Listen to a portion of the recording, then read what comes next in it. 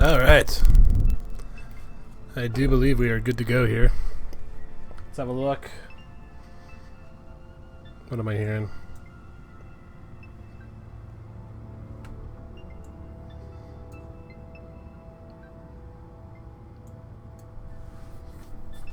Hey, what's up, guys? Just get myself orientated. Figured I'd let the editor run in the background here while I finish up all my notes and get my super handy links ready to share with you guys.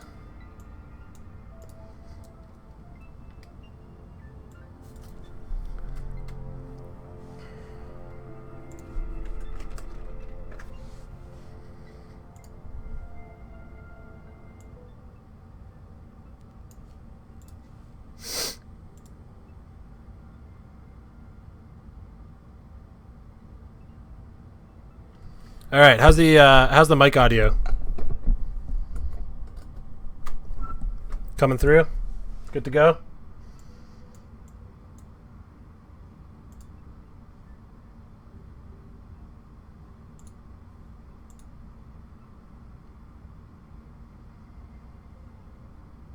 All right, hey guys. So we are going to build a moon for Astroneer. There's a lot of stuff that we have to do in this game before we come out later this year on Steam Early Access. And one of the things that I'm responsible for on the team is building the biomes and working on the environments for the game. And what you see right now in front of you is a staging map that we use. This is an entire planet that's been generated, and it's a planet that we use when we're testing new art ideas, new gameplay ideas. And, you know, it's orbiting the sun that we have way up there in the sky. There's a couple other planets that are orbiting around it. There's one back there. And yeah, this is just where we sort of go to when we need to sort of test ideas that we have and go through there. But what I've done for the stream, is set up a separate map that we'll jump into. So there's been a few questions already, sort of as the stream got underway about an hour ago, just with some music playing in the background. One person asked sort of what is it that I do at System Era? You know, am I a lead artist or you know, what's my role? So I'm not a lead artist. Paul and I share the art tasks about 50-50. I tend to focus on the world, the lighting, the biomes, the decorators, things like that. And Paul works on the industrial design, you know, the design of the modules, a lot of the iconography that you've seen in the game. And, you know, we've both done passes on the Astroneer over time. And yeah, so we both had that up, and then any of the images or videos that you've seen on Screenshot Saturday have come from myself, Paul, or actually anybody on the team, all 5 of us have been producing stuff like that. So we sort of all wear different hats. We all jump across on the art thing, but Paul and I are the primary stakeholders in the art. I just wanted to answer some questions that I saw come up here before we jumped into it. Can we expect caves, things, huge craters from fallen meteors? Yeah, there's caves. If you saw the PAX demo, there's caves. I don't want to jump into this world too much because we are sort of going to share it in another future stream, and there's some secrets to be seen in there, especially with one of these mountains that's around. Oh, maybe it's further away now. Yeah, so why don't we just jump in and build a moon? So one of the things I wanted to do while building this stuff is actually talk about game development. I've been doing this for just about 11 years now, so if you guys have any questions about that, feel free to ask. As well, development. I've been in the AAA space, so I've worked on a lot of games there as an art lead and as an assistant art director, so I can answer those questions. But also, just to talk about the development of Astroneer would be great. So the way that we work is we work in Unreal, which you guys can see in the background. And I'm going to be working out of a staging map that I'm going to use for a moon. And I have 2 orbiting bodies in there right now. I have the moon that we're going to build today, which you can just see right now is this sort of giant gray cue ball sphere. And then I'm going to have a planet in the background that we should be able to jump to once things are going. And it's pretty simple as well. It's just a sort of green sphere right now. There's no biomes or landscape on that. It's pretty fresh. But today we're just going to focus on building a moon. So just like sort of anything else in game development, it's kind of difficult just to jump straight in. You sort of have to do some planning ahead, and I wanted to share some of that with you. So I've actually started building a Pinterest board. The references that I'm going to use while building this, and I'm going to share it with you guys in the chat. So I just dropped a link in the chat there for you guys, and that'll be the sort of references that I'm going to look at as I'm building this. Now, I wanted to do a moon, and typically when you think of moons, you might think of like our own moon, which is pretty heavily gray. There's very little atmosphere. And I'm going to do something that's somewhat familiar, so it'll feel a little bit gray, but I'm also going to bring in some yellows and oranges into this so that we can kind of do something a little different with this moon. So you'll see in the Pinterest that I shared with you, there's a bunch of references there. Sometimes I'm just interested in the colors that are in the image. Sometimes I'm interested in the landscape shapes, the lighting, the fog values. There's some references from real moons there. There's some more alien looking landscapes there. So we'll just sort of push and pull that as we come along.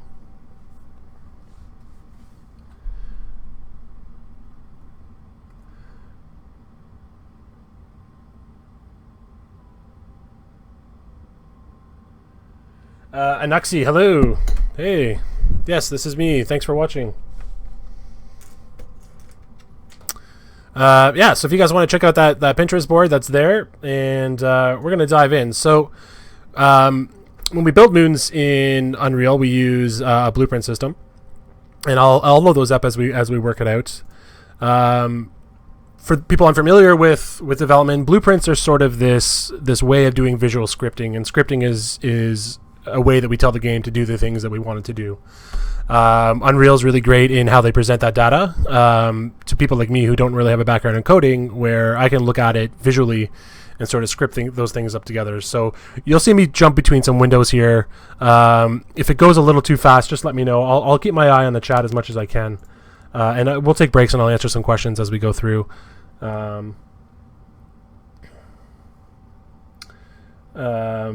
Yeah, we'll take breaks and we'll answer questions as we go through.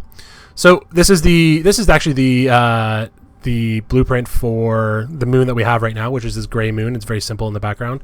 And just to sort of show you how live this is, I can jump right into it right now, and we can walk around.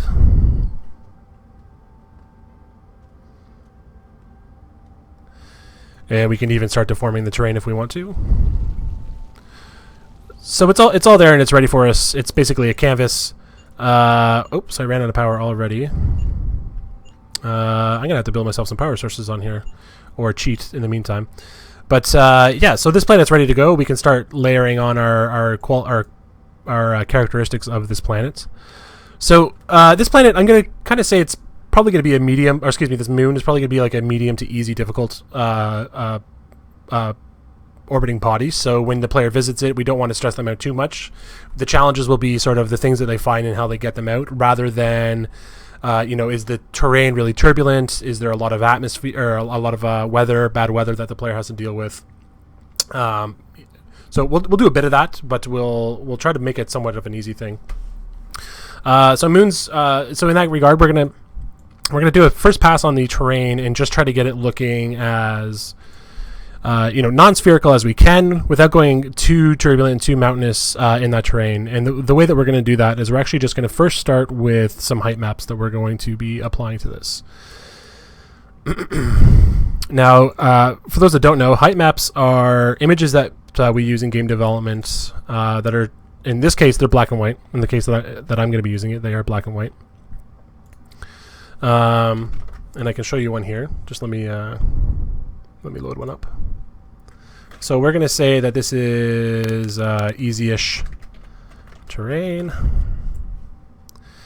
And now I'm going to go ahead and navigate myself to a height map that I want to use. And we can kind of see a couple here. So when I was talking about, they're black and white, what this means is that anything that's black gets pushed into the terrain, and anything that's white gets pulled away from the terrain. So you could see that I could use a height map like this for a crater. In fact, if I plug that in, I can show you that really quickly. So we'll just plug that in. I'm going to shorten the scale down to, say, 20,000, and we'll hit rebuild really quickly.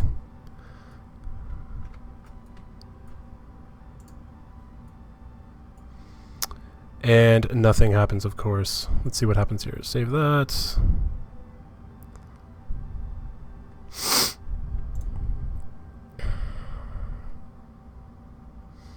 Hey, so I see you guys asking some really good questions there. What I'll do is I'll take a break in a little bit, and then we'll run through some questions, just so that I can not have to jump between the focus of the two things there.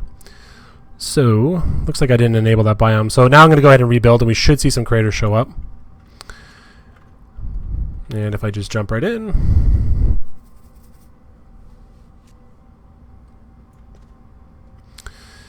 So this is a very basic crater. It's not very deep. It's not very tall. It's a good size, I would say, but maybe too big for the size of this planet that we're on, which isn't that big. But just to give you an idea of sort of how we use height maps and what we can do with them, that's a good indicator. Now, what I used there was actually a height map global distribution. What that means is it's going to apply evenly tiled across the planet. And for craters, we don't really want to do that because you're going to see how they tile. And sort of what I want to do instead is maybe use something a little bit more subtle in the impact that it has. So I'm going to use something like this that has some small hills and valleys, and we're just going to plug that in lieu of the crater, and we'll hit build, and we should start to see some more natural looking layout of the terrain. And this is just done really quickly. And now if I hit play,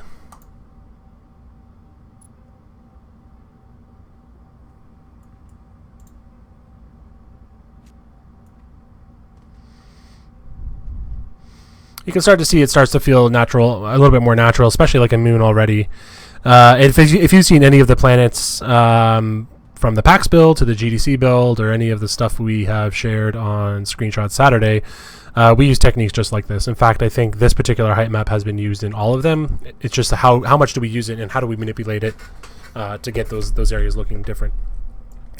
So the first thing I want to do is I'm actually going to make this a little easier. I don't want to have such big hills all around. I want to sort of be more in control of when those hills are happening. So what I'm going to do is to make this a little bit more subtle is I'll stop the game. And I'm just actually going to change the height. I'm going to change that down to, say, 500 from 2,000.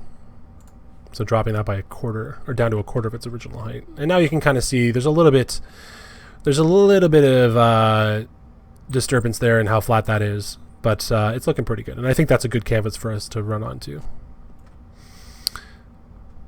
So I'm just starting with gray and a white atmosphere. You can kind of see there's a bit of a fog that comes off the top of the planet there. What I'll do is I'll go back and I'll do color sort of once I get an understanding of the terrain and what I want to do with it. We'll come back to that and we'll start adding in some color. So what I want to do actually is I'm going to start to think about areas that aren't flat and aren't safe. You know, and what's really good about a safe spot like this is that I should be able to build things on here pretty easily. You know, this is nice and flat. I should be able to deploy things on here easily. But we also want areas that are a bit more of a challenge. And with that, oh, I just noticed there's some billows in there as well. That's interesting. So with that, we have the easy terrain-ish. What I'm going to do is I'm actually going to introduce that same, or actually I'll introduce a different height map. So we'll go global height map. And I'm going to go difficult-ish terrain. And really difficulty just means it's a bit more turbulence. And the reason why that's difficult to us is that you know, the player's gonna have to navigate that. They might have to use their deformation tool to safely get up and down through that terrain. Also, if once they start building their rovers, which might have trouble on those inclines and or the hills that ascend and descend, that, you know, introducing some more difficult terrain is a good way to challenge the player, just as they're doing some simple movement, some simple exploration. So I've got another global height modifier. I'm going to reduce that down again to 20,000, just like I did the other one. And on this one, I'm actually going to crank it up to 1,000. And if I plug in, let's see one of these crazy ones here. Let's do this one. See what happens. Now, these are additive, and what that means is it's going to put these two things together, and we'll sort of see those results as if they were just sort of stacked on top of each other. And now if I walk around, you can kind of see, because of that height map, this is you know, much more high frequency hills. And I don't really want that all the time. And in fact, I actually might want to make these a little bit taller. So what I'm going to do is I'm actually going to try and use this thing that we call a noise blend.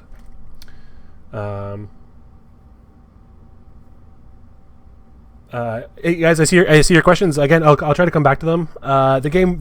I mean, we in terms of will the game be moddable. All of us at System Era are big fans of mods for games, so I wouldn't be surprised to see mods come to Astroneer. It's just a matter of, do we do that now, or do we do it after we've sort of shipped the first release for early access? It's probably safe to say that we'll do it sort of after early access is first launched, just because there's only 5 of us working on this game, and we sort of need to prioritize the game and make sure that it's very feature rich when we ship. But I wouldn't be surprised to hear that to see that mods come to Astroneer. I'll come back and look at another question in a moment. Okay, so what I want to do is I actually want to do a bit of a more harder blend between these two things. I would like to see the flat areas come into the hard areas. And to do that, I'm going to use a thing that we call a noise blend.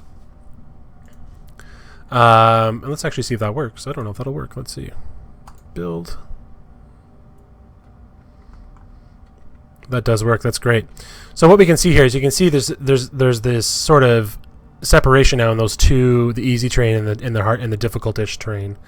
So you can see the flat terrain there, and you can see the hard terrain there. And the results in that is starting to get a bit more natural in the lay of the land. So, you know, you can see that the player would be rocking across something that feels very flat, very safe. Maybe there's just some simple rocks on there, in that as they come across this area, it gets a little bit rockier, a little bit more hilly. And I think for the sake of this build, I'm actually going to crank that up to be a lot higher. So right now our map height is 1,000. Let's try double the height and see how that goes. We're going to rebuild. It's getting even bigger. Now we're seeing some more contrast in the separation. And I can do some funky things like play with the way that bleeds out. So I can do a noise transition. So it's at 10,000. Let's try 30,000 and see how that goes. So again, it kind of pushes that out. It bleeds a little bit more, which makes it feel a little bit more natural, I think. And then because we don't really want 50% of the moon to be hard, I think we sort of want, for this one primarily, it to be easier. What we'll do is we're going to push that so it's not a 50-50 split between the two. So I'm going to try 0.85. Let's see if that makes it mostly easy with a little bit of hard. Nope, that went the other way. So we'll go 0.15. There we go. So now we see we kind of get these little spotches here, just like this one, where that might be a little bit more difficult for the player. We may want to put some harder discoveries in there, or some clues to things that are underground. I'm actually going to crank that up a little bit more than just 0.15. Let's do 0.3.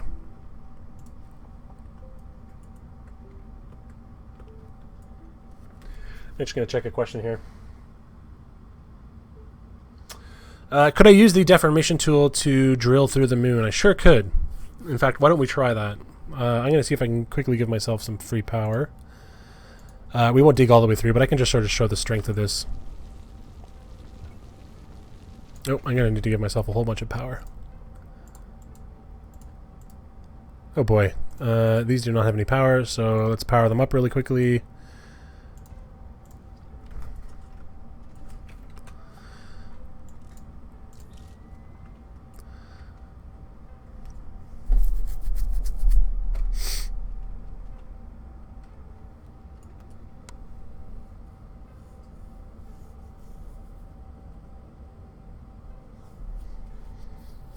Hey, what's up, Mike? Alright, this battery's good to go. I'll throw that in my backpack. Gonna stick this one on the solar panel, charge that up.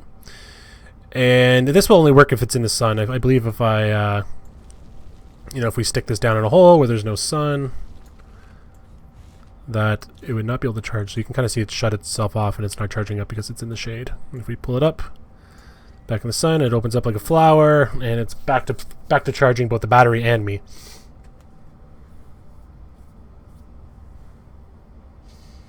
Kentaru 2013, thanks a lot.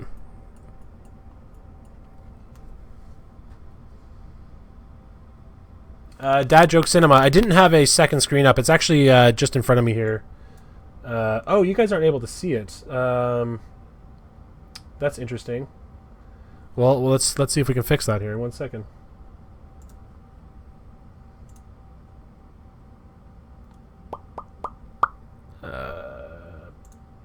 There we go. So that's going to kind of annoyingly be in the way all the time, but why don't I just throw that down towards the bottom? Sorry about that, guys. I had no idea that it wasn't showing. It's only showing the one screen. That is good to know.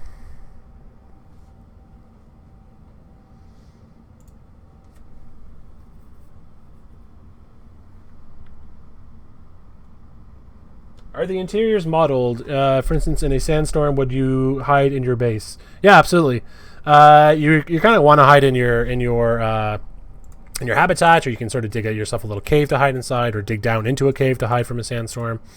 If you had a chance to see some of our PAX footage, which maybe I'll play towards the end here, if I can, you were able to do those things for sure. No problem, Dad Joke Cinema. It's too bad that I didn't set that up to sort of grab that screen, grab that desktop there, because that would have been very handy. But I'll work on that for the next stream so that you guys can sort of see everything instead of me having to manually feed it. Why don't I do this? Here we go. Pull that out like that. Pull that down. Okay.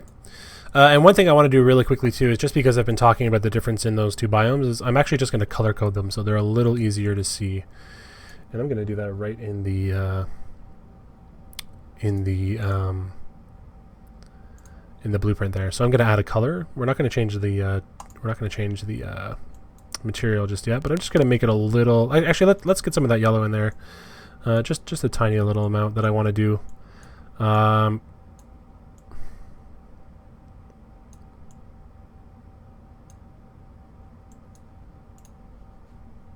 And we'll rebuild.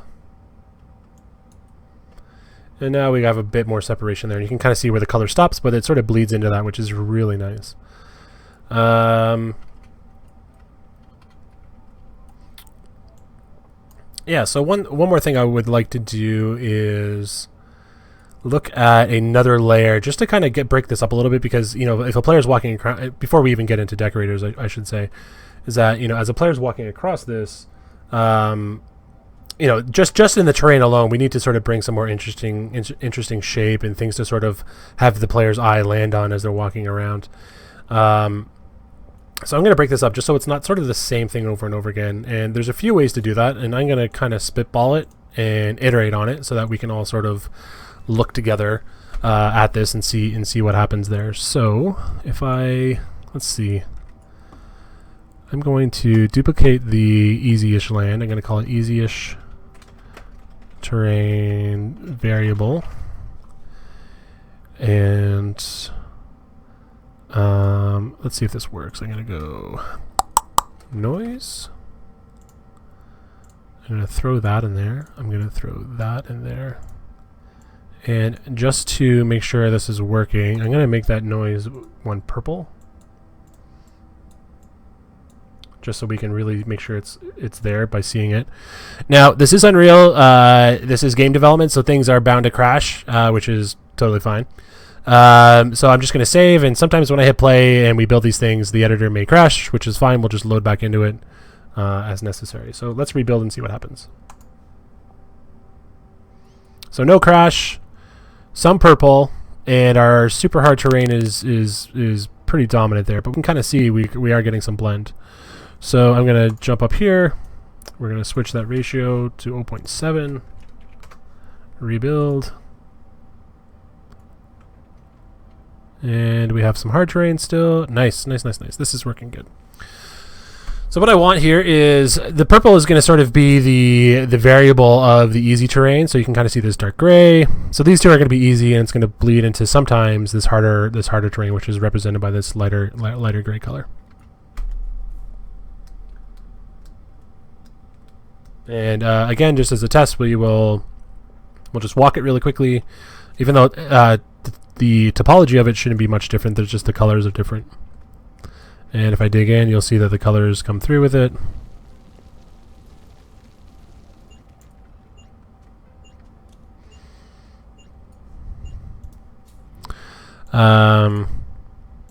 Perfect. So we have the two separated now. So, but we want this to be a little bit different. So what I'm actually going to do is, just for variance, I'm actually going to have this be purple be a little more infrequent. I'm hoping. So that went the wrong way. Let's try that the other way. 0.75.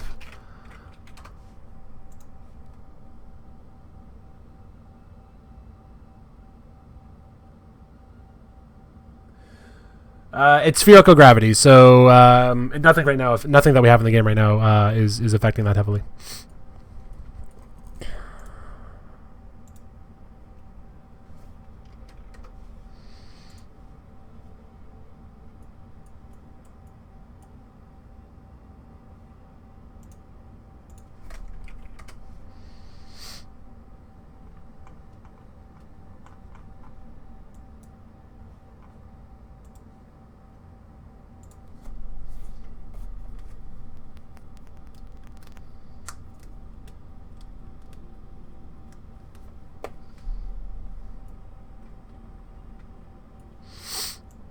Okay, so we have the purple one, and I'm actually going to throw in a different height map for that, just so that it is different straight from the topology of it. I'll use a variable of one of the ones that we already have. Let's try this one, the river one. Let's just see how that does. Rebuild.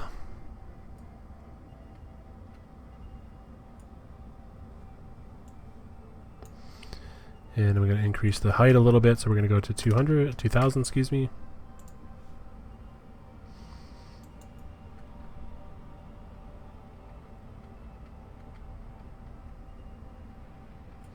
Let's just walk that really quick.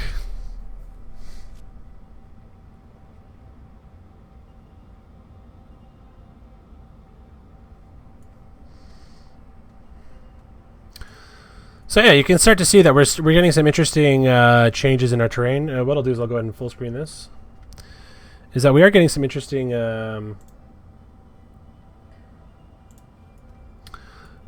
change in our terrain, which is nice to see.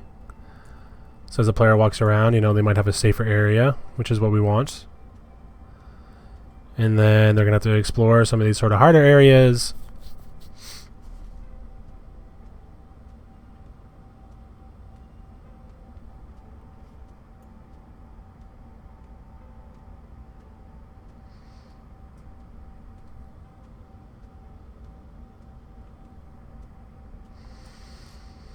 And yeah, right now you can kind of see that we are already getting a good looking moon coming out of this.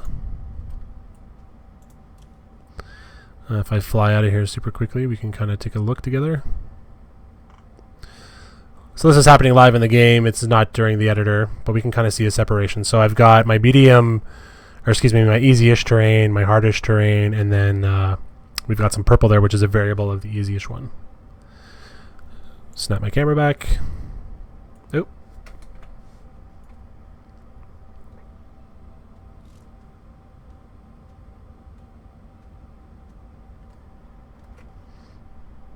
Awesome. Let's jump back into the editor.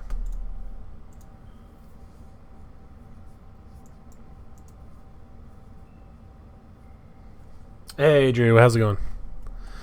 Okay, so we have the 3 there. Now there's some weird stuff here where I've added the height on the thickness on the purple, which is sort of given these slopes. And if I go ahead and decrease that, you'll sort of see what I mean. Or if I go back to the purple one and decrease the map height down to, again, back down to 500. And it really flattens it out. And let's see. Let's go back to 2000. And now you guys can sort of, I'm going to show you guys a really cool tool that we use, which is where we split the planet in half, and I can actually see the depth at which the biomes are affecting the terrain. And I'm going to use that to see if I can't sort of bring this down a little bit while still getting some of that higher detail that's going on inside of this biome in particular. And actually, before I do that, I'm going to change the scale of this down to something really small, like 5,000, just to kind of see what it does. That's a little turbulent, so we're going to go up to maybe, say, 12,000.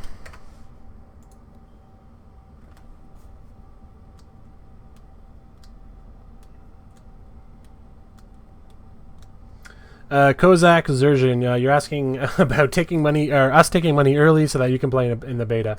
Well, I mean, to us, the Steam Early Access in some ways is the beta of the game. So when we are out later this year, you will definitely be able to buy it and play it then. But before we do that, we are going to be doing some sort of private testing with a lot of people. So keep an eye out for that. If you go to http://astroneer.space, you should be able to sign up, or you will be able to sign up for the newsletter on there. And people in the newsletter will probably get first dibs at the private beta for testing if and when we do that.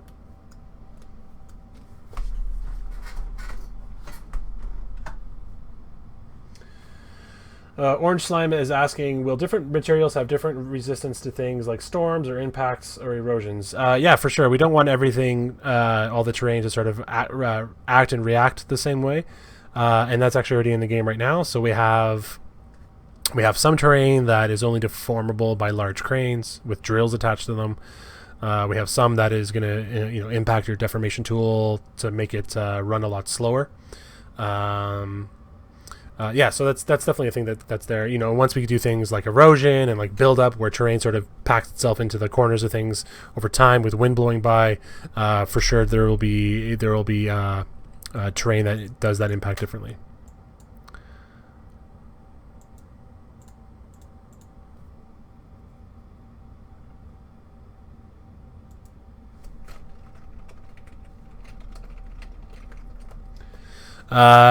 So I just quickly changed the color to yellow because, again, I was really interested in that sort of yellowish color.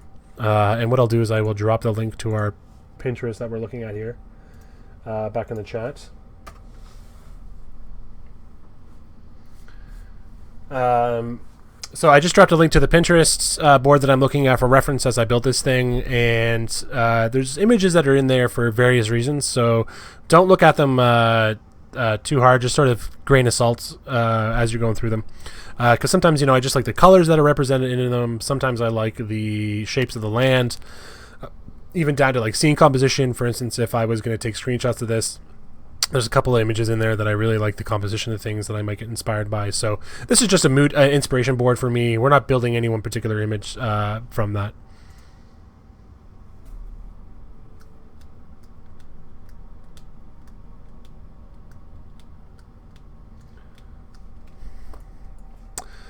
Okay, so we have some difference in terrain here. I'm actually going to get the two easy ones to be bleeding a lot better. So we're just going to sort of crank that up to 30,000.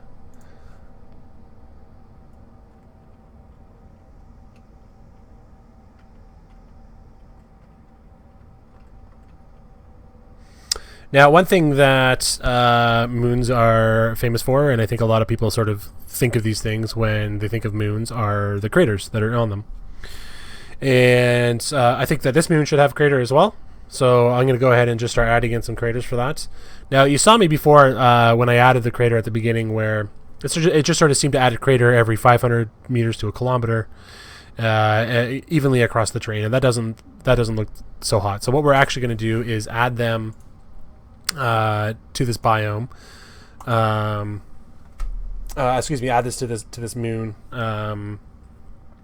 With a little bit more control over the dispersion, so it feels a little bit more natural than what was there when I originally did it. So I'm just going to rename this really quickly to easy-ish terrain types.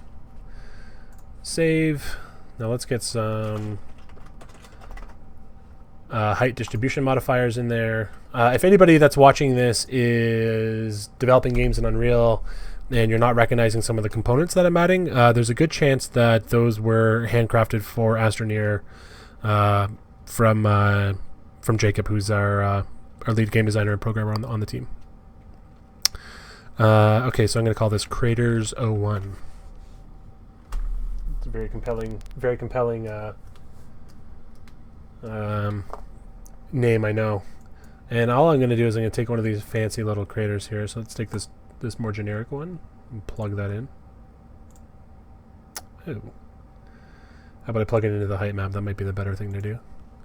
Now these tend to take a little longer, or these tend to really increase the build time.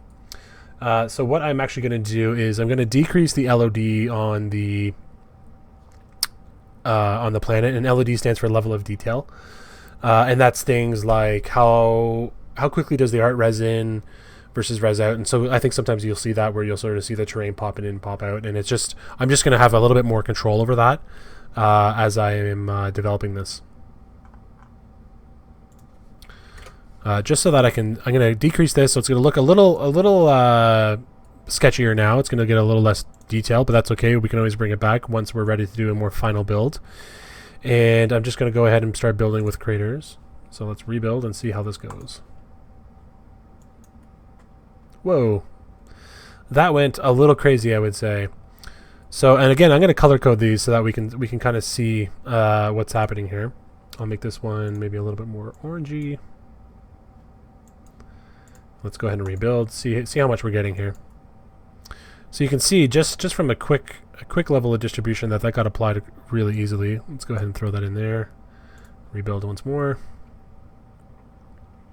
So that's way too many craters. And if I go ahead and hit play,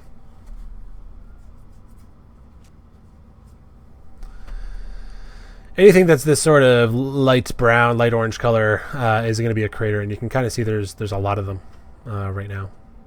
So I'm going to go ahead and cut that down to be a lot less, because I kind of want the craters to be special in this. I want when a player comes across them, I really want them to be excited to see them. Now I'm just making a quick scene in here so that I can organize these a little bit better.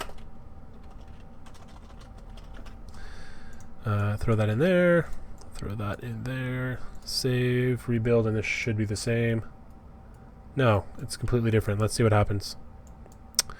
I bet you don't like the scene component, so we'll take that out. We won't do that. We'll just keep them loose, keep them out there. All right, so we're back in business with the craters. Before I go on, there's a good question here. So, any plans for VR support? So that's a really good question. Everybody on the team is really interested in VR. Paul, the other artist, before he worked on Astroneer full time, he was actually a lead artist for Oculus, so he has a lot of familiarity with virtual reality. And we actually have both the Vive and the Oculus dev kits at our office in Seattle. But again, sort of in the same vein as mod supports, To us, we have a lot bigger fish to fry than whether or not we support VR. So for Steam Early Access, I don't think you're going to see VR supported right out of the gate. But that doesn't mean that down the road, once we're sort of out and doing regular updates, that we eventually don't support VR. But again, with there only being 5 of us, and we are sort of building a very rich game, that we sort of need to really prioritize those tasks, and we're primarily focused on making sure we're landing the fantasy and the game design of the game first before we try those things.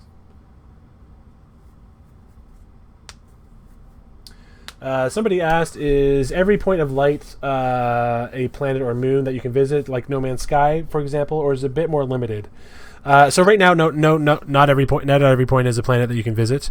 And for Steam Early Access, what we're sort of going to be launching with is this idea that everybody's playing within a solar system. So you'll have a sun, and you'll have planets that are orbiting that sun, and you'll have probably some bodies that are orbiting those planets. So, for instance, the moon that we're building now might be orbiting one of those planets that we launch with. And when you play multiplayer, the servers will be, to start, they will be solar systems. So you'll have you and a few of your friends can be playing on multiple planets within a solar system. I can show a bit more of that later towards the end if we want. But that's the starting goal, and we'll sort of build it up from there so that perhaps you can start visiting different solar systems and grow it from there. But we have to start small, so we're just going to shoot for solar systems to start with. Actually, everything is pre-built. Excuse me, everything that's everything is the opposite of what I just said. Everything is procedural. So what I'm doing right now when I'm building these biomes, I'm not building a locked planet. Like the planet that I'm working on right now isn't going to be the one that's going to be in the game. Essentially, what we're doing is we're building the set of rules for the game to draw from when it's building these moons, and that's the biomes themselves. So these biomes are these collection of rules. So it's use these height maps, use these colors, use these decorators, but how you put them together is going to be sort of up to the game within the confines of the rules that we do it. So while it might look like that I'm building the same planet here, and actually if I rebuild it just as I'm talking, you'll see that now it's got a different layout, and that's just building that based on the rules. And again, I hit rebuild, I hit it again, see what happens. So you can see it's building it different every time. And eventually, and this is just one biome, this is just a single moon biome that we're building right now. But planets and moons will actually be built out of multiple biomes, like you saw in the PAX build or the GDC build. I think both of those were anywhere from 3 to, I want to say, 6 biomes, maybe even 7. So right now we're just building a single moon biome that we can apply to a simple moon and play around and have some fun with that.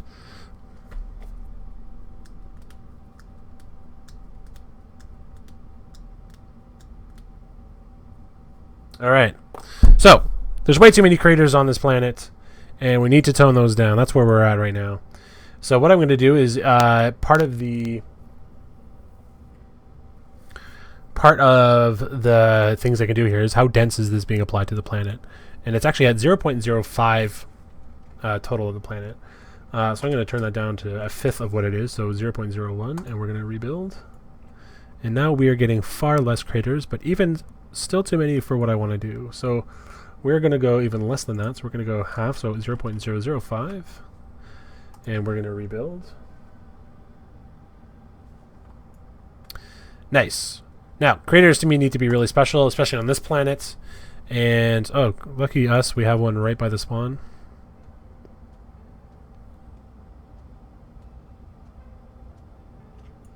GDZLA 1975. Awesome, thank you so much. The other guys will be seeing this, so they will definitely see that.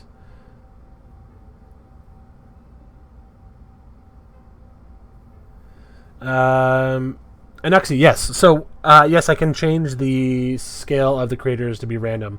But right now what I have to do, and this will probably change as we go on, but right now the way that I would do it is I would have, say, small craters, medium craters, and large craters, and then change those densities and have those as individual layers within the blueprint, so that they're being drawn individually. But the ideal solution would be like I just want to throw a crater at it and give it a scale range, so that I don't have to do this layering thing. I can just do one call and have that go in there. But for now, with the tools that we have, we sort of would do that, but I would sort of set it up with a small, medium, large size.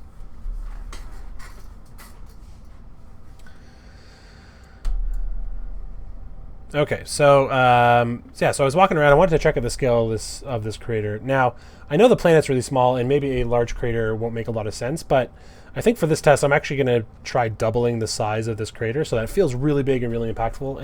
And then we're going to look at the impact that has on the terrain in terms of how deep does it go down into the planet, and then play with those variables there and see if we can get a look that I like. So I'm going to stop that. I'm going to fly out really quickly. Again, it's these craters here that I'm looking at, these sort of peachy color, skin color. Now I want to go double the size. This is going to get a little silly. So I'm going to go 4,000, rebuild, see what happens. There we go. Now we're getting some big craters, and I'm actually going to 0.001 so that these craters feel real special. You know, and I actually think I want even less because these are going to be this is going to be the big one. So I'm going to go 0.005, rebuild that sucker. Do I have any? Have I gone too small? I have. So let's go 0.008. See what happens. Rebuild. Oh, we got one. Maybe if I rebuild it, I can get in a new spot here that we can test it. Okay, so that one's not that far. Let's see if I can get one on the top. Rebuild again. Rebuild again. And one more time.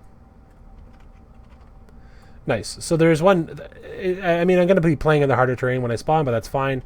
There's one here. There's one right there. Let me see here. That's a child biome. I'm playing with the moon biome, which is pointing at this. So this is a individual. Okay. So we'll save that. Now I really want to crank that up. I'm going to see what happens when I make the depth 5 times what it was. I rebuild. Oh, damn. That is a massive crater. Let's not do that. Or let's do it, play it, see what it looks like, get really intimidated by it, and then come back and scale it down. So I'm going to walk over there really quickly.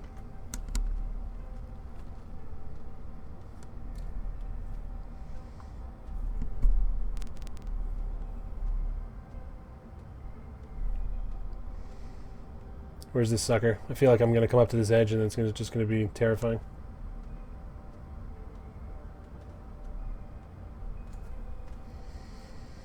So yeah, this is what I was talking about with the LOD. So just before I get to the edge of this thing, you can kind of see that there's this little line right here.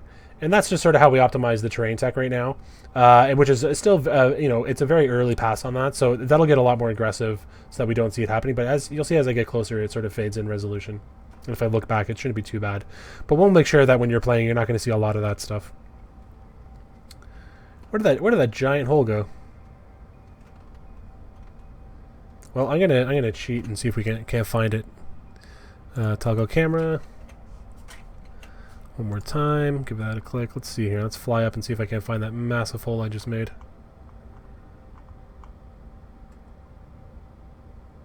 Oh, weird. So when I actually... Let's see what's going on there. This might be something I'm going to have to... Oh, yeah. So why don't I go ahead and just start from here. And if this doesn't work, then that's going to be a little bug that I will report to Jacob or Brendan. Because what we're seeing here is the editor is telling me one thing, but then when we play it, we get another result. So I'm going to play from current camera location. I'm going to hit save and play. No, look at that. Okay. Nice. This is a brand new bug. This is a brand new bug that I've never seen before. So I've got some reporting to do on that, which is good. I'm going to make a note really quickly in my notepad, just so I have the settings that I was dealing with here. This is a little. This is when game development doesn't get so exciting. So I was using a height map distribution.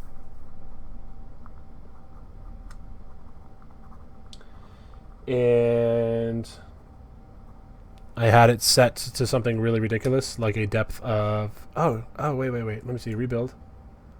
Oh, that's what's... Oh, you know what? It wasn't a bug. My fault. Boom. There we go. I'm going to jump in. Let's see what this thing looks like. Oh, shit. Not from my camera, though. We don't want to be free falling from space. Let's go ahead and dive in again. Gotta full screen this mother. Alright, where did that peach colored terrain go? Is it this way? I think it's this way. Oh man. Oh yeah. Holy shit. I don't know. Should we keep it in this one? Should we just have like one giant... Wow.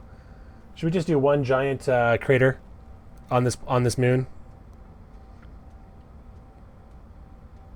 Look at the size of this one.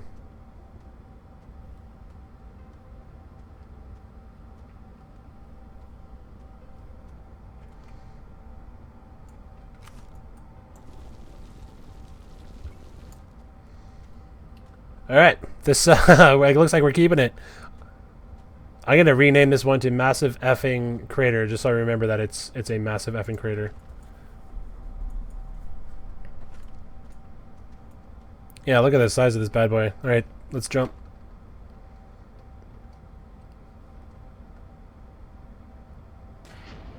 Oh. I died.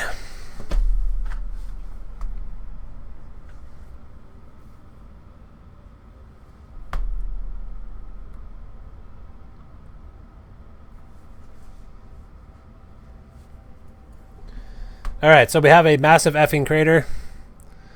I'm going to go ahead and make sure that that's named appropriately. Where are we here? Crates 01. That's a poor name already. Crater. Effing massive. Boom. Save. Now, how many more does this have on this planet? Let's look around. There's 1, 2. And they're kind of both the same size. It's too bad.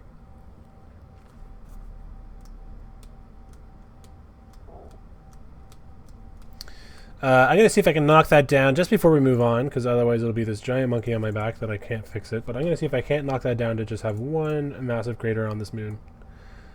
So it doesn't seem to like it when I go any lower than that. Let's see what happens if I bring it up a little bit. 0.79? Come on, baby. Nope. Seems that 0.0008 is the threshold to which I can get an object to spawn, and that's going to give me 2 of them. Rebuild. Oh. Oh, damn. Oh, it's putting it... It put it in a new spot, so maybe I was getting... I'm thinking that what I want to do is... Let's see...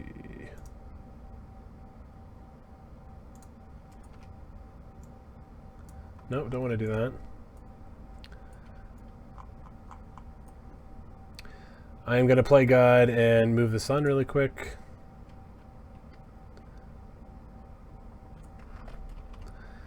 Okay. Wow, that's a really big one, and I actually don't want that. So I'm going to go back to 0.7, see what happens here, and look around that planet again really quickly.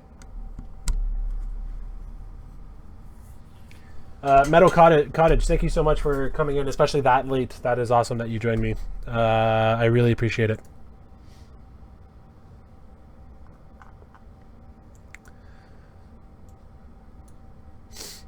Where am I here? Okay, I'm trying to get these craters. I want to keep them, but not as many as there is. And there seems to be 2. I still have 2. Gosh, okay, let's see. Let's go. We can go smaller. Let's do it. Rebuild.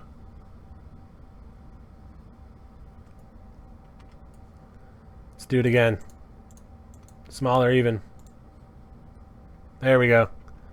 Now if I rebuild, new seed.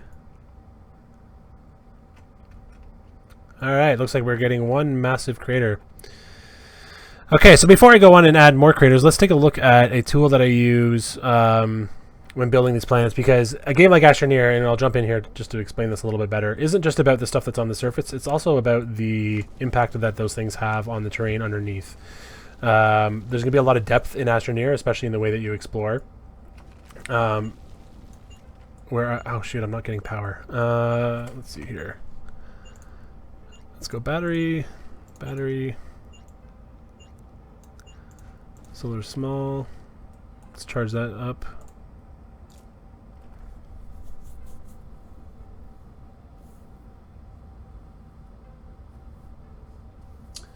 Logs TV asks, how big will MP be? So multiplayer at start will likely be for 4 players, and it'll just be for private matches. So or for private games. So at Steam Early Access, when it first comes out, you'll be able to invite friends from your Steam list to join your world, or vice versa. You'll be able to join theirs, and from there, as we grow it, we'll grow it to be dedicated servers and things like that. So, just another example of us sort of starting small. Making sure we prioritize things properly and get the support that the game needs out of the gate while still supporting the multiplayer. So we're going to start with sort of 4-player co-op. Yeah, Orange Slime, I'm going to do that really quickly. I just sort of want to show, before I cut this planet in half, I want to show a reason why. And to do that, I need power, because my cheat for unlimited power is not working.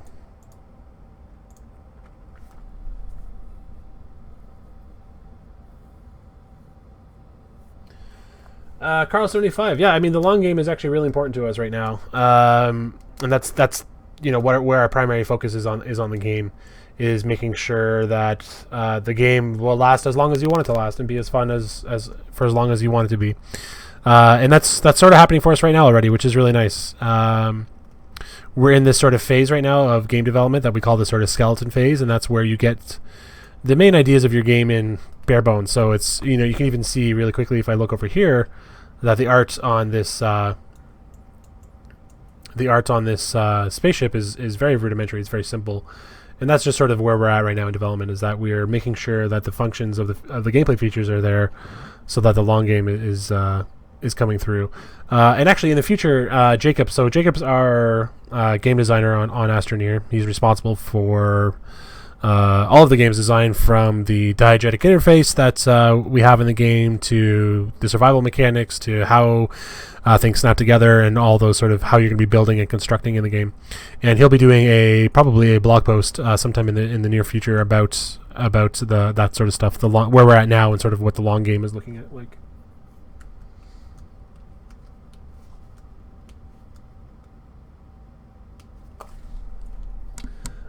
Quantum Wolf asks, is there going to eventually be an in-game moon/planet/system creation kit so players could make custom environments? I'm going to say, as long as I'm working on this game, that will probably be the case. Not during Steam Early Access, but as a gamer, I love features like that. I love in-game development tools. I love third-party dev tools. And if we can have people do this thing where they can build their own environments, for sure we will do that. I'm a huge fan of Minecraft and the fact that you can supply seeds for those things, and we might start with an idea like that, where you can roll these seeds, you can share them with other people, and you can share the planets that way.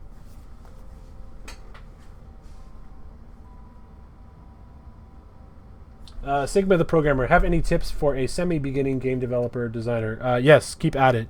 It is not going to come fast. This was 11 years ago, but before I got my first game gig, I was working at it for probably about a year to 18 months in my own time, every night, just to learn how to do texturing. This is back in the Source Engine, way back in the day. But yeah, it takes time. Don't expect that you're just going to wake up a day later and feel totally confident in it. So just take at it, ask questions, join the right communities, and keep at it with that for sure.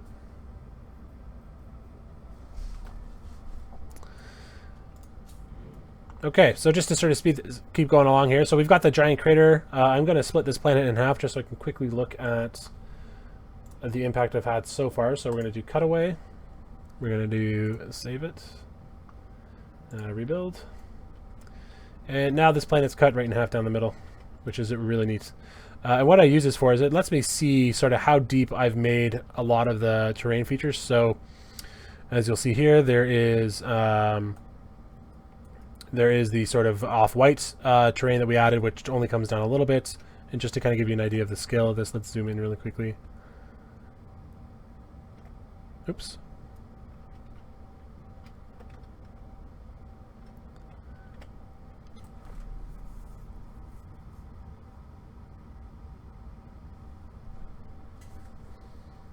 Yeah, Polycount. Yeah, Polycount's a great community for artists, tech artists, people that are interested in the sort of visual side of game development. I went to the school of Polycount University, if we want to call it that. Self-taught.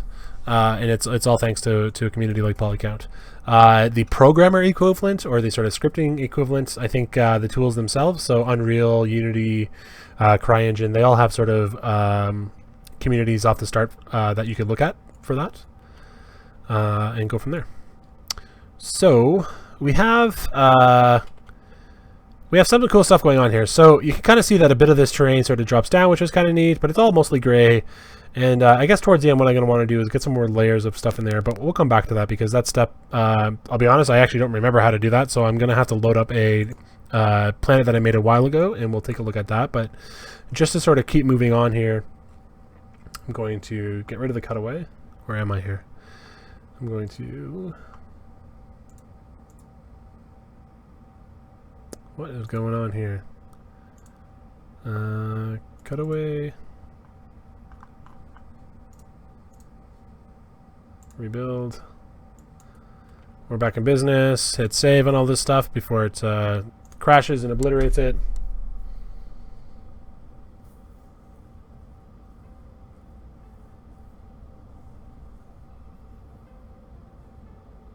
Corones, thank you very much. Orange Slime, if I jump off the side, I'm not sure. I would guess I would just fall, but at that point we're not really simulating much when I'm sort of in those sort of dev tools where I'm cutting away terrain.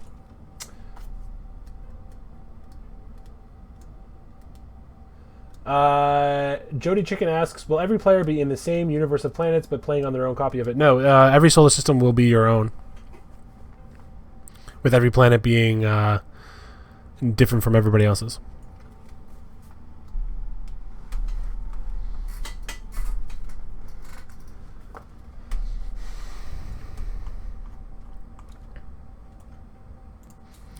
Okay, so I actually want to get a couple more. So we have the big guy. We have that big, that ridiculous crater that's in there that kind of makes this look like the Death Star.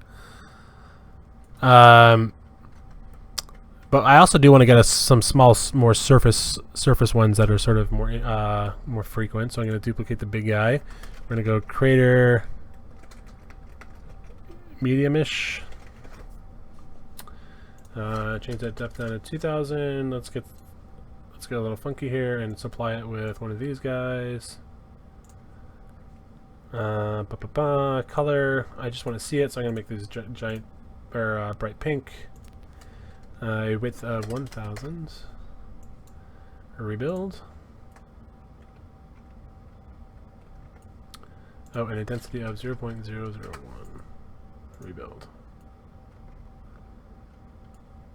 Oh, interesting. I have no...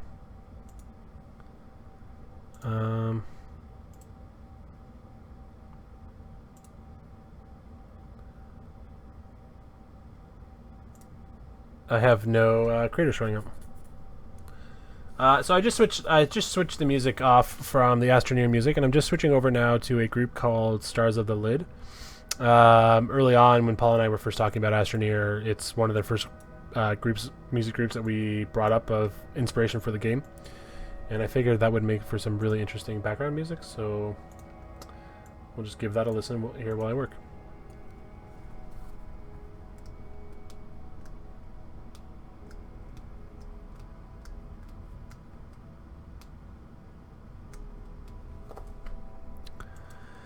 Yeah, I thought the giant crater was the one I wanted to spawn, but I've actually got its density. Why isn't that mofo? Like if I go 0.01 rebuild. Oh, there we go. We got some coming back now. This is good. This is good. I'm going to change that to 0.05. Does this game use any kind of real-time mesh tessellation when it comes to terrain? Yeah, so we actually...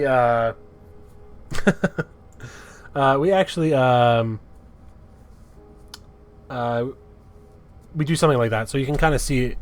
If I run around here really quickly, I'll see if I can demonstrate some of that. So there's tessellation and decimation, and we kind of do both. So you'll see if I kind of... If you just kind of look to the left, if you just kind of look over here while I'm doing this, you'll see that these triangles sort of optimize as I go through.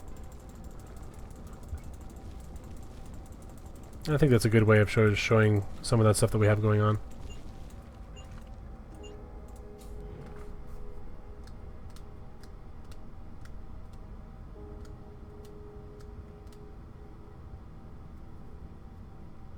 Quantum Wolf, thank you so much. Thanks for the kind words, and thank you for watching.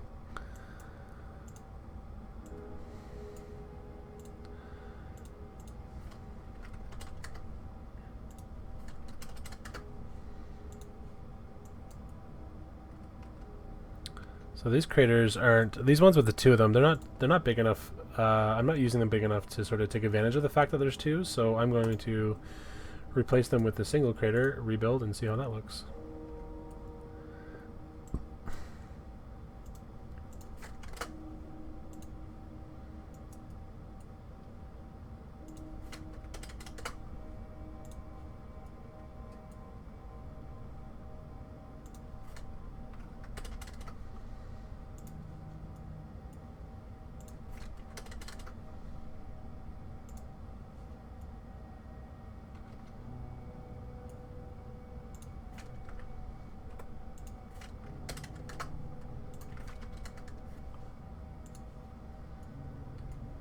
And all I'm trying to do now is I'm just trying to get this crater to be a little bit more prominent. I want it to be deeper.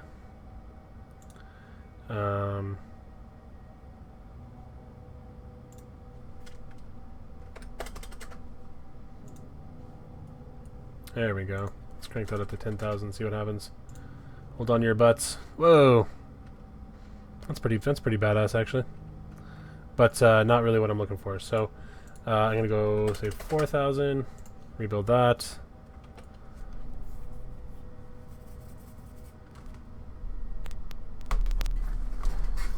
Jody Chicken, I will try to. This is my first stream ever, actually, on Twitch. I shouldn't say that. In a very long time on Twitch. And I've got it saved for archiving, so I will see if I can't save that to upload it. So I'm going to quickly take a look at my Pinterest board that I've built, and I'll share that again actually in the chat. That's a good opportunity to come back to that. So I'm going to share it again.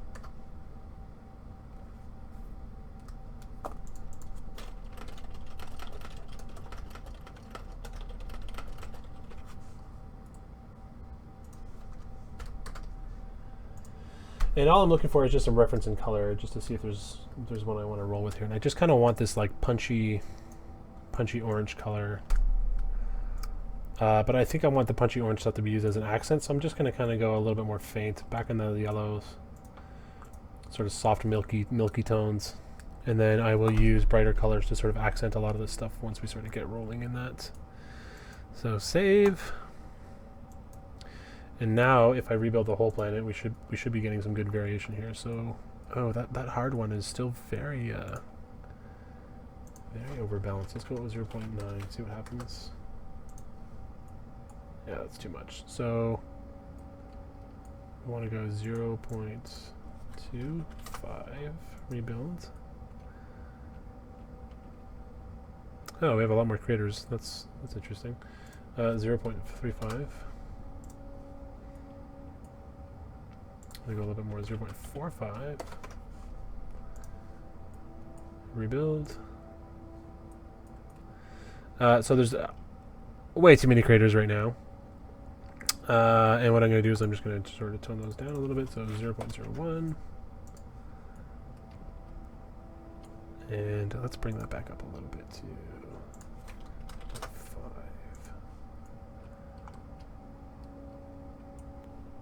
5. And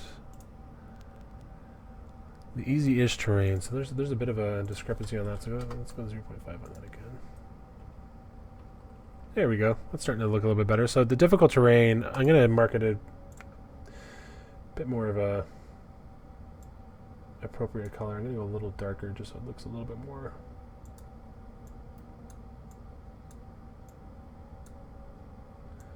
A little bit more scurry.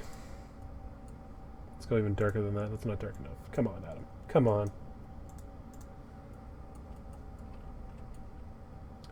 We can go darker.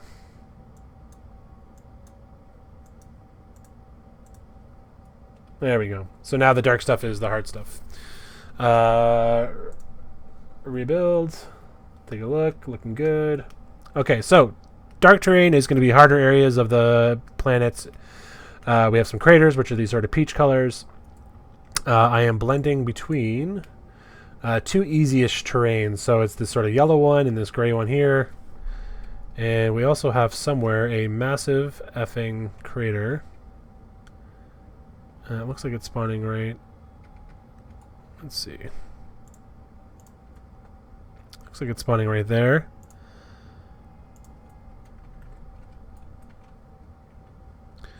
So I think we're getting close to where we can sort of start to think about bringing these colors a little close to each other, so it doesn't kind of look like this sort of leopard of color. And then what we'll do is we'll use accent colors on top of that to sort of punch them out a little bit. I'm just quickly looking to see where we're at here.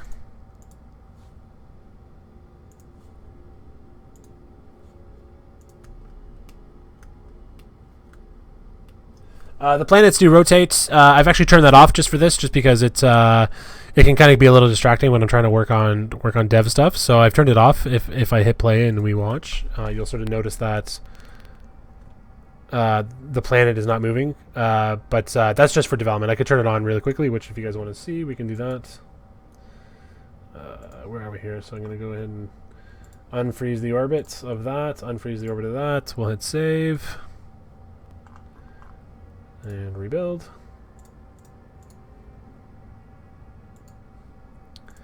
Play. And now if I look, we should see some rotation happening.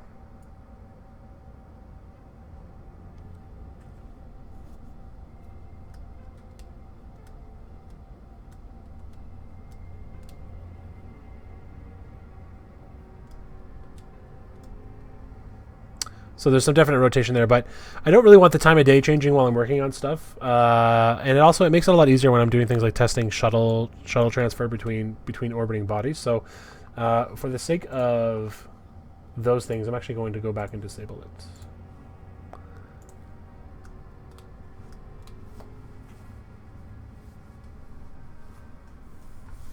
it. Chris Zugo asks if I'm able to color them a little differently.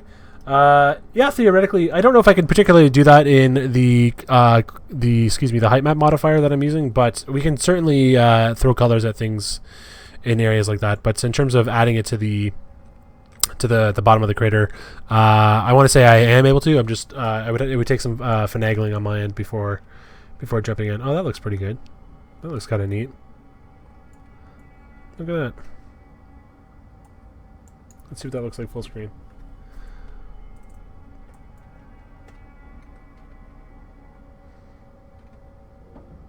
Nice.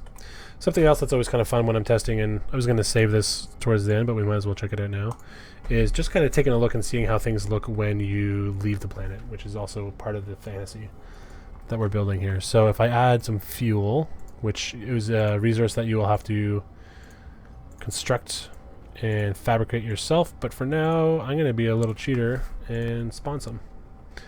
We'll plug that into this guy here, which is going to fill up the shuttle. And again, the art that you're seeing here is first pass. It's very early, it's rudimentary, and that's just so that we can get stuff in quickly and start testing them. Now let's get in this bad boy here, and let's take off to that planet. So I always want to sort of test it and see how the planet's looking and feeling from a distance, see how the colors it looks like.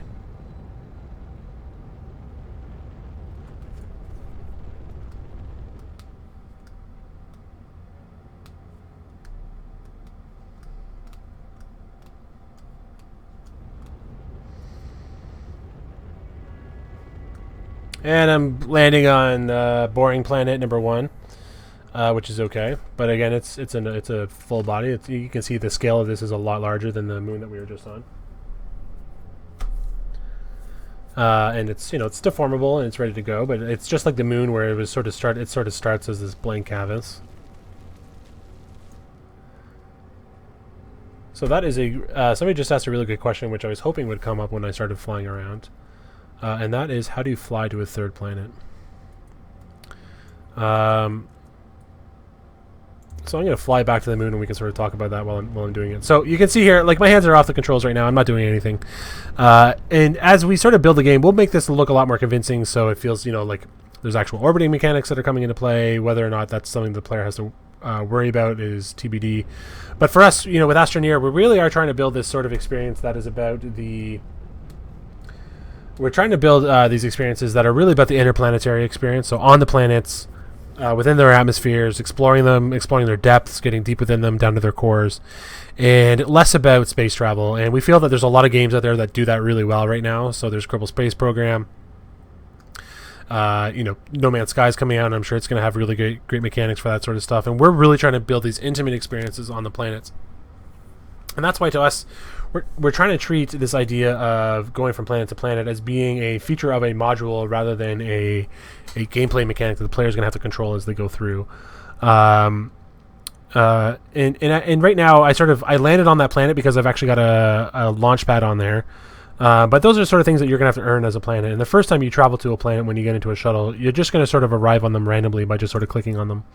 And then if you're able to build a launch pad on them, you'll be able to travel to those launch pads. So at first it'll sort of be a random location, but then as you grow your operations and your bases are expanding, you'll be able to get more precise in where you're landing on them. And the reason you're going to be hopping from planet to planet is because the resources and the things that you're looking for are going to be available on them. So not every planet will have everything that you need in order to succeed with the goals that you've given yourself. All of that stuff is sort of subject to change as we go through, obviously, because the game is still in development, and we're also going to be developing it with you guys as we go through these things. So if you give us feedback on these things or you have ideas on how to improve it, we'll certainly be diving into that as well. And that's the beauty of Steam Early Access, and why we want to do that is that we have our ideas and the directions we want to go, and we want to sort of give it to you guys to sort of offer your 2 cents so that we can really make sure it's the best it can be.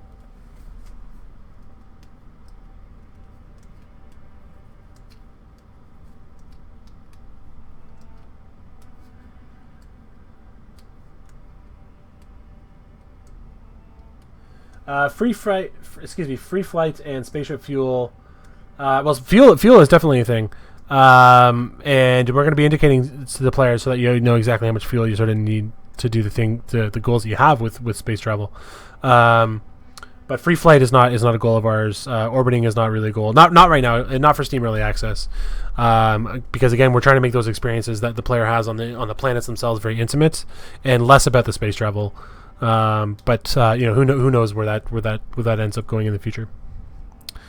So just because I really want to quickly move on from craters, so I'm going to quickly fly through this without much explanation. I hope you guys don't mind. And what I'm noticing is I actually want to cut down the amount of these craters that are on there. I like the frequency that the craters are, but I need some size variance. So what I'm actually going to do is I'm going to duplicate the medium-ish ones and call them medium-ish 2.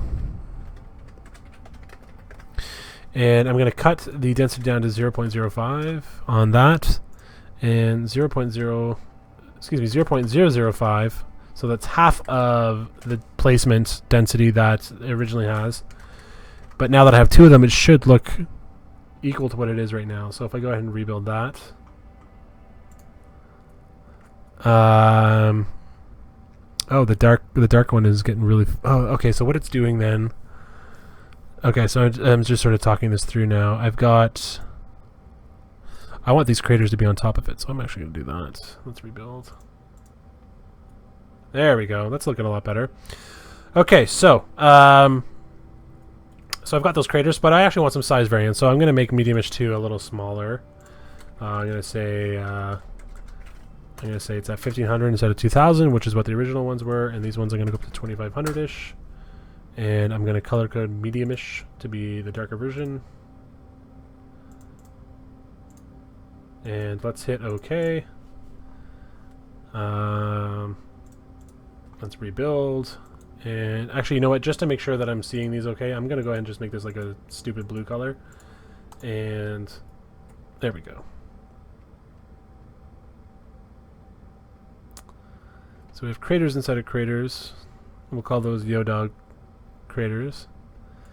And actually, I'm going to increase the density of that. I'm going to go 0.09.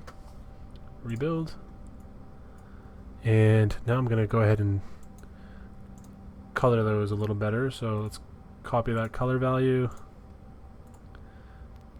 paste it over, and make it a little darker, and a little less saturated. So how about both? And rebuild. All right, sweet. Let's play and see how this looks now. It's starting to look a little bit more like a moon. Some craters in there.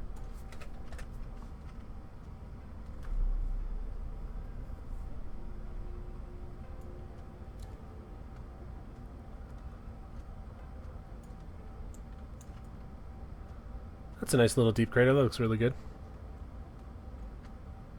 It's just a happy little crater. The Monotonous asks, are there any custom shaders being used in this game? No, not that I know of anyway. I certainly haven't written any, and I don't believe we are. There's a lot of custom tech that we've added to this, obviously with the terrain deformation and our planet generation, but I don't think we're using any real custom shaders. I could be wrong there, and Jacob can always fill you in on Twitter about that, but no, as far as I know, we do a lot of special shader and material work that we do with the individual assets, but nothing that we've that I know of that we've built custom for it. Wow, that giant crater is looking real good right now. Look at that. That looks good.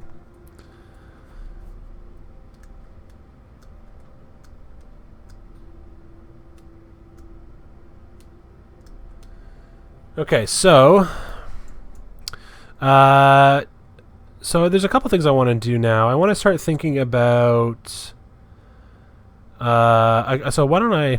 Okay, I'm going to save the color balancing towards the end so that I can still have separation so I can see it. So why don't we get a first pass of some art on here? And what I mean by that is some decorators. So one of the things we like to use are cubes for those. So I'm going to go ahead and start getting those bad boys in now. So we already have a cube actor set up, so you're not going to see me set that up, but I will sort of explain how it's used. So I'm going to go ahead and add the surface actor. I'm going to call this rocks medium. I'm going to save it. I'm going to look for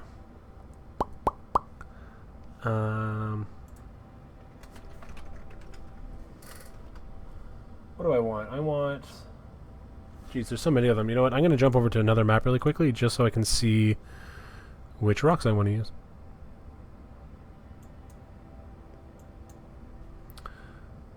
So if you guys have seen the PAX build, you've seen this this moon before. So I'll show you the rocks I'm trying to take here, and I'm just going to go ahead and play this.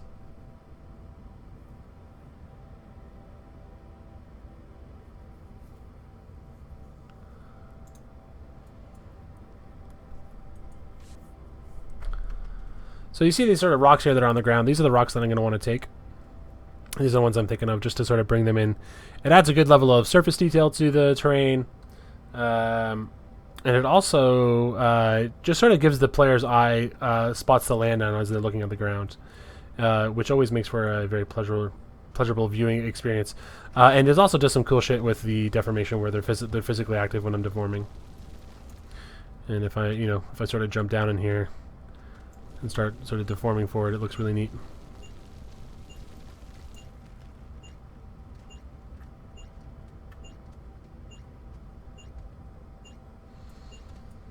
Oh, Joe, you're here, man. Hey, dude. Thanks for staying mighty. Thank you so much for coming to watch it, man. So I'm gonna steal these rocks straight out of here, but we might do something a little different with how we use them.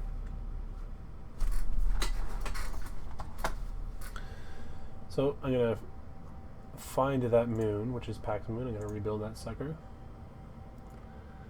So here's our Pax Moon. This is the one that we did for the Pax build. You can sort of see there's a lot of craters. There's some good color variants. Lots of fun stuff to do there.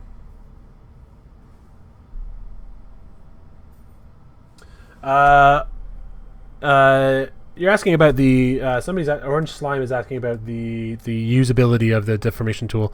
Yeah, for sure that'll be balanced a lot better. It's also a little bit harder for me right now because I'm not putting anything from the gameplay side of things into this.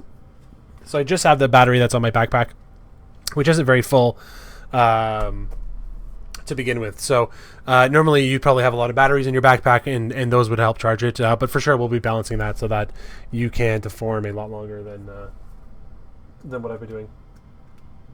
Kentaro 2013 asks, do you need a really powerful PC to run this? No, I don't think so. And we want the game to be as playable as possible and as accessible as possible. And luckily, Unreal makes tuning these things a lot, or fairly easy. So we should be able to have this game playable on a good chunk of machines out there.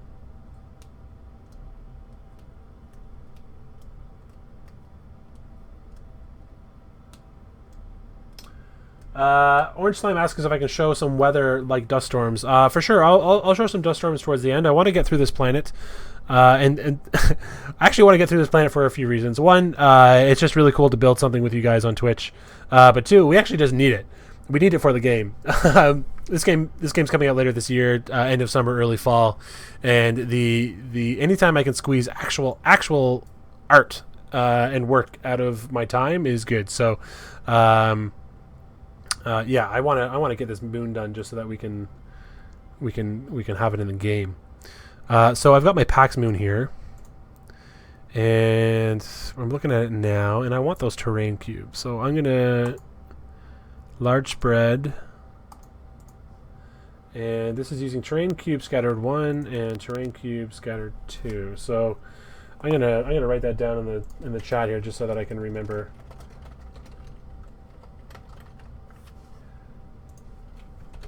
When I jump back to the other map. So I'm going to close that down. Go back to the Twitch moon. Don't save the pack stuff. Let's go ahead and rebuild these planets here. Let's rebuild the moon. There we go. Let's rebuild the planets. That green cue ball. Let's go ahead and get those rocks in there. So what were they called? They were called terrain cube scattered. Terrain cube scattered 1. And I'm going to do a density of 1, and let's just see what happens. So I'm going to save that. And I'm going to rebuild.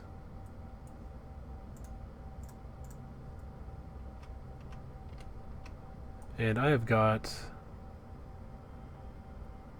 nothing. Let's see what happens here. Raycast. Nope, that's not right. Raycast train surface. Plug that into there. Save. Rebuild. Oh, it would probably help if I was actually rebuilding the moon and not the planet. Let's see, rebuild. Oh, look at that! I can see some rocks already. So I'm gonna disable that and see if I can do it without that. So hit save, rebuild. And I can, and now if we hit play, the most we will charge for this game is $1 million. We only need to sell 1, although we should probably try to sell a couple, and then we can call it quits and go live on a boat somewhere.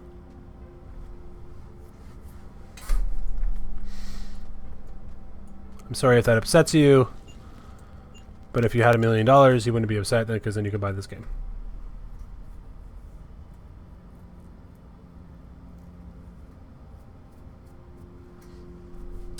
Jack McClare asks, can you deform an entire moon to the point of it not existing, as in removing it? I don't know. Hopefully not. That doesn't really seem to make a lot of sense. That dirt has to go somewhere. So we are playing with this idea that there's a zero gain, zero loss terrain system here. So for all the dirt that you pull out, you have to put it back in. So I don't know. That'll be interesting to see if we can do that once we're sort of out and testing and see what players do with it.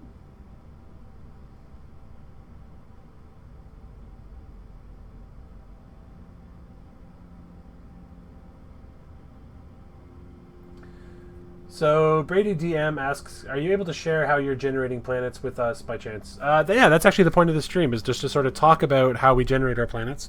And I want to do that by building them here in front of you guys. So just a little recap of what's going on here is that we have this planet here.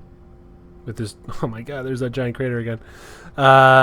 Is we have this moon here that we're building, and it's just a layer of rules that are being applied to each other, and I've color coded them just so that we can see them. So there's this sort of light gray, there's this dark green, this yellow color, this peach or skin tone, and these are all just sort of these individual layers that are getting applied to the planet that I've set up. And every time I hit rebuild, we'll get a new configuration of that.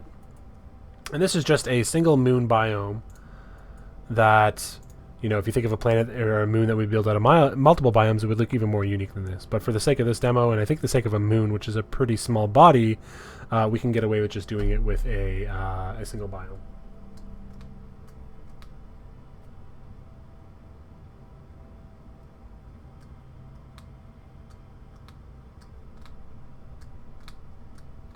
Jack, if you can transfer the contents of a moon to the contents of a planet, do it. Please do it. I would love to see somebody do that. Who knows if that's, you know, for sure that's that seems like really fishy there on the science and the realism part, but you know, if your goal as an astroneer is to transfer the volume of terrain of a moon to a planet, please try that, and let's see what happens.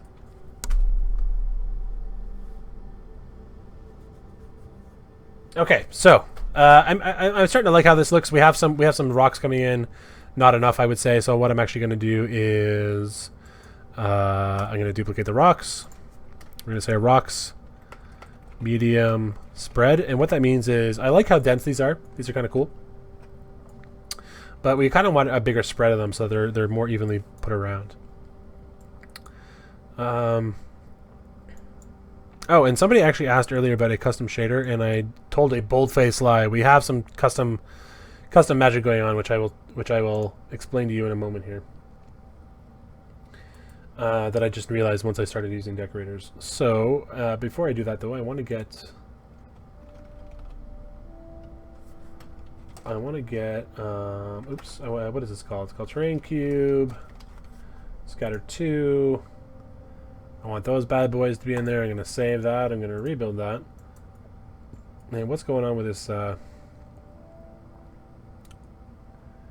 What's going on with that? So if I go density of 1, which is going to get a little crazy. There we go. Yeah, that's starting to look good.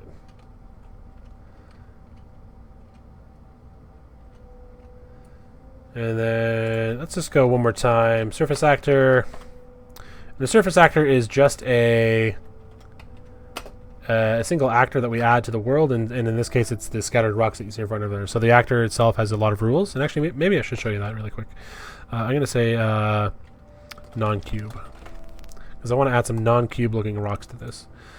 So why don't we have a look really quickly at what we're doing here with the terrain, or excuse me, with those rocks.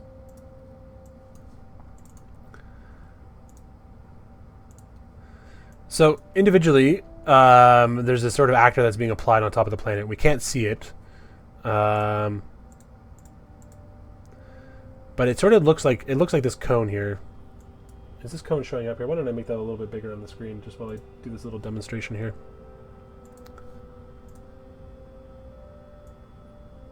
There we go, nice and big. So. There's this little cone here, and this is sort of getting applied. If you kind of think, you know, where my cursor is, it's sort of getting applied up in the sky a little bit, and it's being ray casted down. So it's starting up in the sky. It's pointing down towards the terrain, and anywhere within this cone, this volume cone, it's saying, put this little cube here. This amazing cube right here. This is the best cube you'll ever find. It's got 6 sides. Each one is great. They're the best sides. I have tremendous sides. Or this cube has tremendous sides. Anyway, so yeah, so it's telling it to put that cube down, and it's going to fill in that little area there. And there's some rules in there. So it's, you know, what scale do I want it to be? What range of scale do I want it to be? And what material do I want it to use? And that's sort of where I mentioned that bold-faced lie that I told. So if I go ahead and scale that back down so you guys can kind of see the screen again. And I'm going to hit save. So one of the cool things that we have here is this thing that we call a terrain shader, and we have a lot of variations of this terrain shader, but this is the most basic form of that. So these cubes are actually white. If we look at the mesh, they're white. And what we do is we say anytime a mesh that has the terrain shader applied to it gets applied to a piece of terrain, to adopt that terrain color's color. So in this case, the terrain is this gray color, and these cubes are adopting that terrain color, and they are gray themselves. And as I sort of cross over, you can see that they start to switch and they become yellow. And the reason why some of them bleed, where you have some yellow and gray, is just because that cone.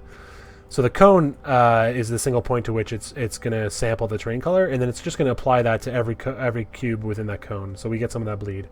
I personally like the bleed. I think it looks a little bit more natural when that sort of stuff happens. So we kept it. So these terrain cubes are pretty cool. They add some nice noise on the surface. It's a nice little touch. But it would be nice to have some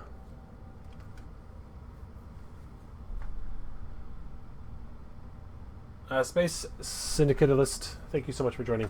But it would be nice to have them that aren't there. So I'm going to quickly see if I can't find a collection of rocks. Let's see here. Rock shard, rock scatter, rock one scatter. Let's see what that does. Save that. And again, these are pre-made.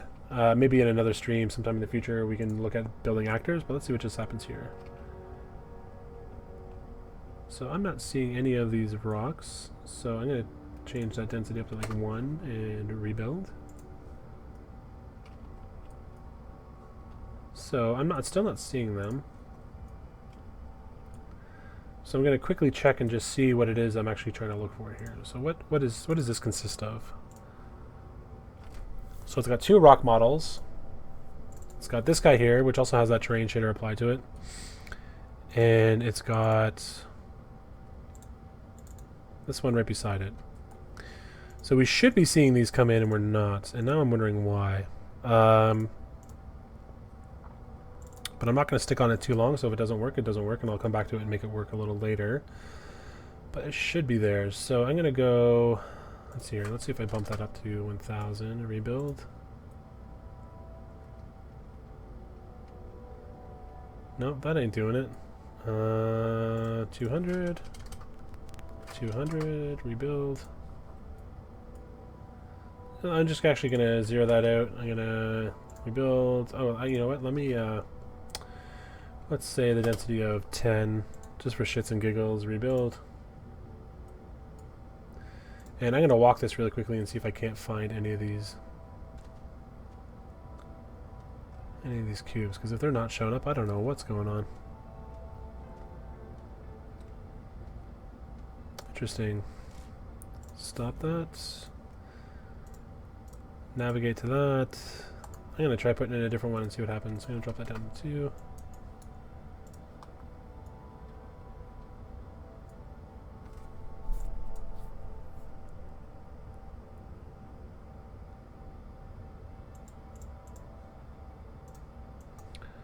So what is the difference between this? It's a raycast mesh distribution.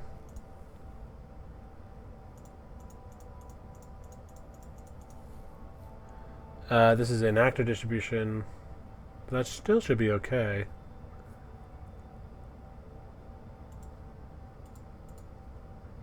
Although so what the difference is that these rocks that I'm trying to put down, these sort of ones that aren't cubes, instead of just being a static mesh that's sort of out there floating like the cubes are, they're actually been compiled into what Unreal calls an actor.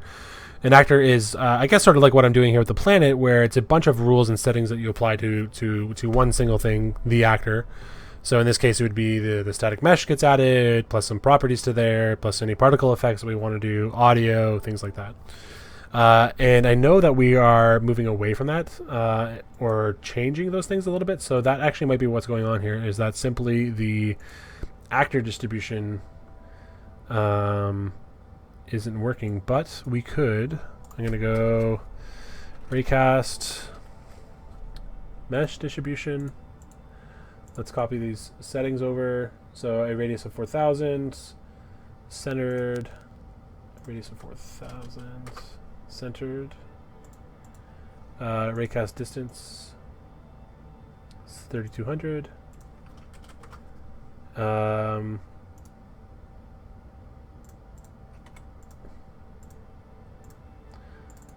find where that static mesh is. Plug it into here. Save. Fingers crossed we didn't, we're not going to make the game crash. I'm going to disable this guy. Disable this guy. Save. So now we've got this rock. I'm going to make it a scale of between 1 and 2 times the size. Save that. Okay, now we're telling it to...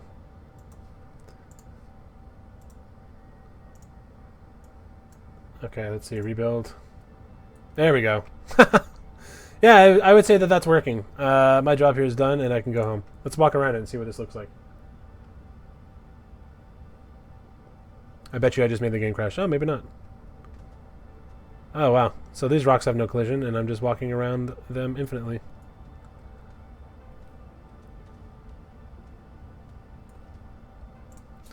So, obviously, I'm going to be changing the density of that down. So I'm going to change that down to a 1 density. It looks like it's the static mesh that we want to be using. So, count. Oh, we don't want to do 50. We want to do, I don't know, 3. Save. Rebuild. And now we're getting... Ugh, now we're getting some of these rocks to come in. So I don't like the size of those at all. So first I'm going to kill these because we don't need them anymore. Oh. No, I'm not going to kill them just because they're being used elsewhere. So let's duplicate that. Let's get that other rock in there that we liked, or that I liked. It's this one. It has a count of 3 as well. A range and size of 0.08 to 1.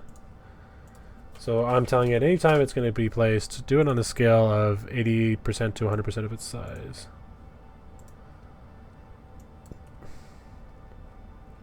And let's change the density of this down quite a bit. So density of 0.01. Oops, 0.1, excuse me. Alright, so now we're getting some rocks that aren't cubes. They're a little bigger. They have their collision disabled, so I'm just going to run through them, but they should still fall into form. Oh no, they just disappear.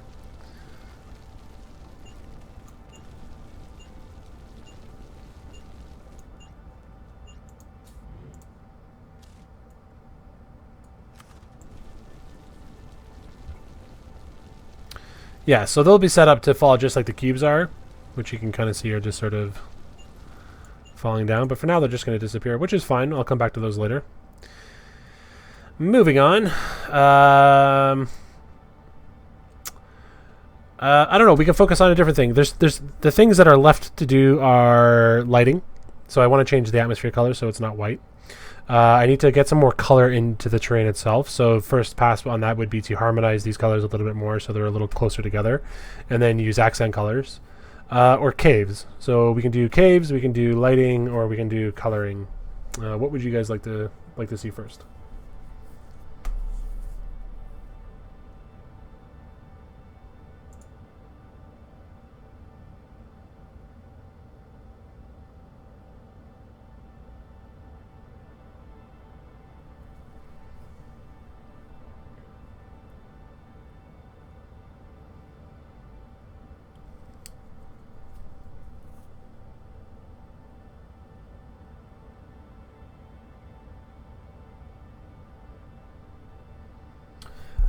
All right, caves. Let's do some caves. I gotta remember. So caves are not going to be a part of this biome, and what I mean by that is that I just want this biome to be the surface stuff, and the caves to be their own biome. Now we have caves already that we use in the Vax build,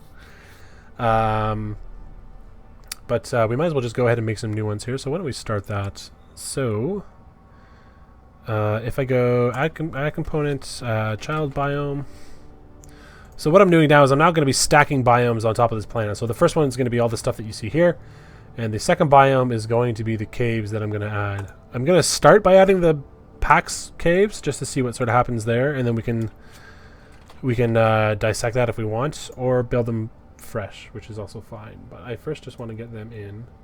But I also need to be reminded what caves I'm using in the PAX build. So let's just take a quick look at that.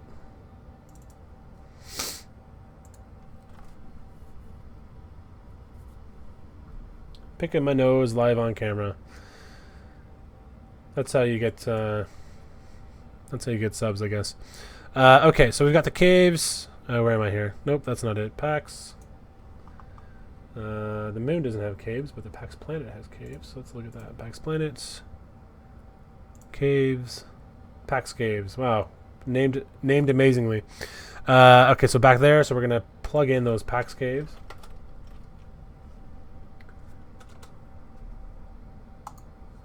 And this could go completely screwy, or it could be super awesome. I hope it's super awesome and not completely screwy, but screwy is also fun. Moon test, rebuild. Okay, so we're back here. I've plugged in that. Caves are good to go. I'm not seeing any cave entrances. Oh. Unless that's one? No, that's a crater. So let's just make sure that we're enabled, which we are. We have our PAX caves good to go. Let's see if they're actually spawning deep underground somewhere. So we're going to split this planet in half. Rebuild. And they are, look at that. So we have some caves deep underground. And if I sort of fly in here, we should be able to fly through. It's a little dark, but that's fine. If I sort of break the world, we can kind of see that there's some caves spawning in there, which is nice.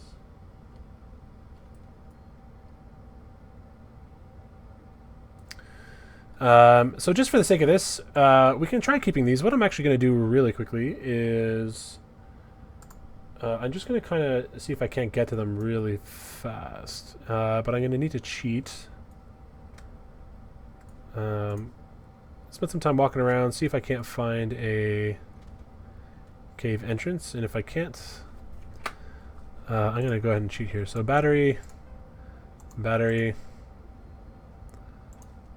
If you guys ever call me out on cheating while playing it, I will deny everything, even though there is now video of me cheating. Spawn object, I want another battery. And I need to charge these bad boys, so solar portable. Nom nom.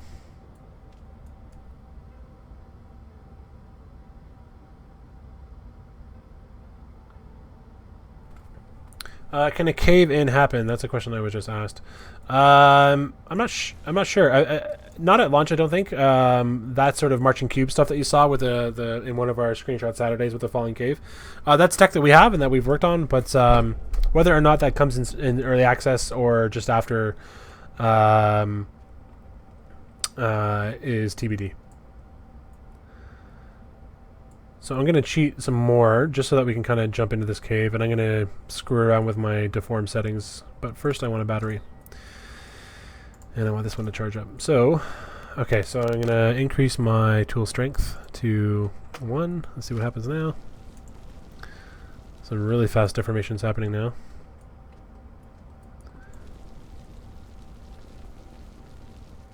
And my goal is to find a cave. Ouch. Oh, I think I just found one. And I don't want to hurt myself.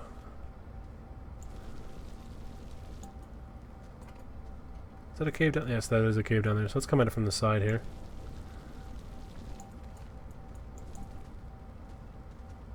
Bam, we have caves.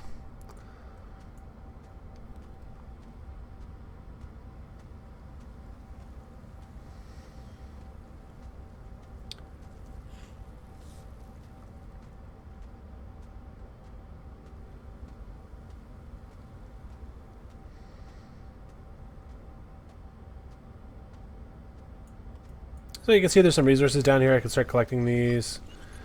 Nom nom. Getting some of that pink mineral.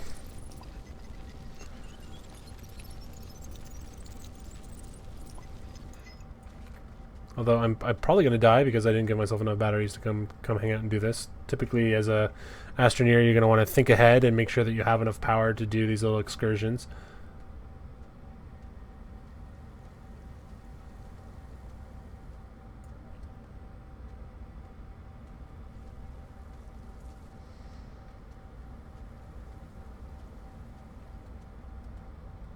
Where did I come in from?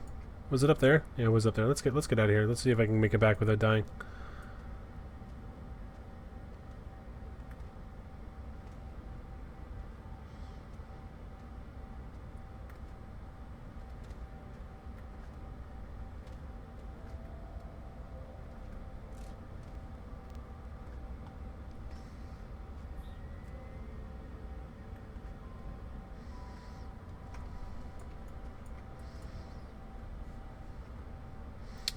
I'm also going to spawn an object.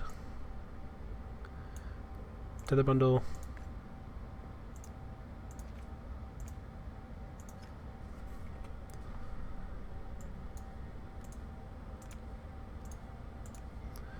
Because while I'm down there, I want to be able to give myself power while I'm down there. So I'm actually going to drop these little tether lines, which is going to be connected to the solar panel.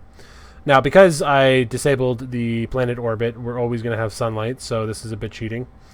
But cheating's okay because we are building a world here, and we need to cheat in order to make sure we have the right settings. So all I'm doing right now is that moon is this moon's pretty small compared to the Pax planet. So I'm just getting a look and trying to see what I'm gonna just try to get a look down here and see what these caves feel like in a planet that's this size. And I gave myself these tether lines. Oops, that one fell over. And that's so that I'm connected to that solar panel that's back up on the surface, so that while I'm down here, I am powered.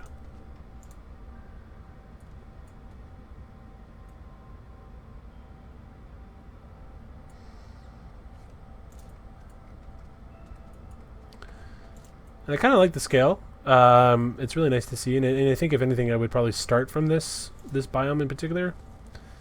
It's kind of nice seeing it kind of curve down like that. It really makes me feel like I'm ascending.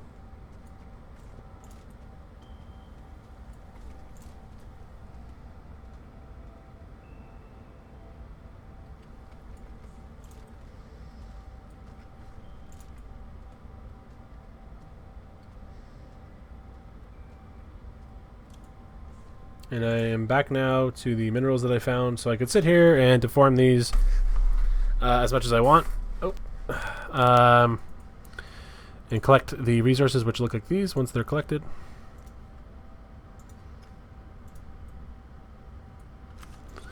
Let's just grab some more. Oh, I'm gonna decrease my deform speed so it's back to something a little bit more manageable. Now I don't want to spend too much time down here. I just want to kind of get a sense of the scale, and I think I like the scale of this for the moon. Now, because this is an easier moon, I'd probably be removing a lot of the hazards that are down here. So these little plants that are shooting their green, I think somebody in the chat called them fart bombs. Also, they're really kind of jittery. It's really kind of neat. That isn't a second look. But I'll go ahead and head back to the base, even though I've left my crystals behind.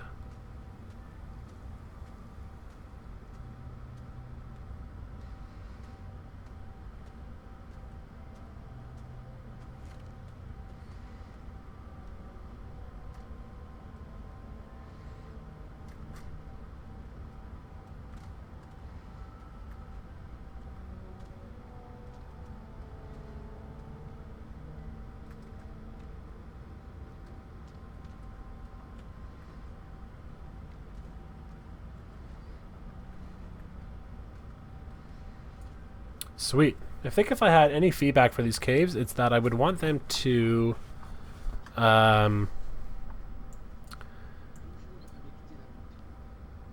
would want them to be reached from the surface.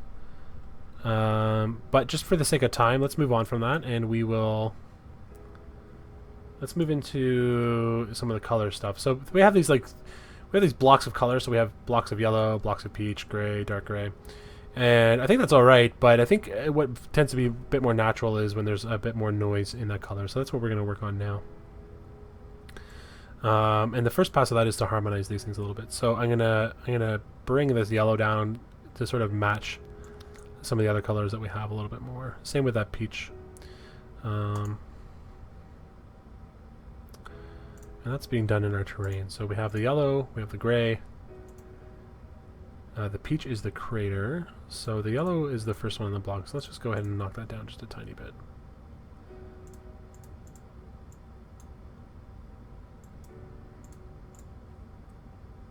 Oh, that's maybe a little bit too much.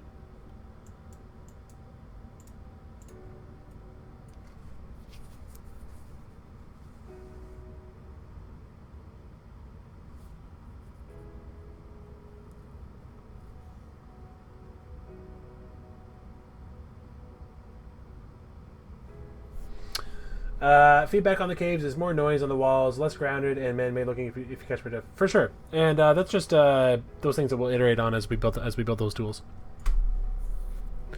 Okay, so I want to tone these guys down just a tiny bit.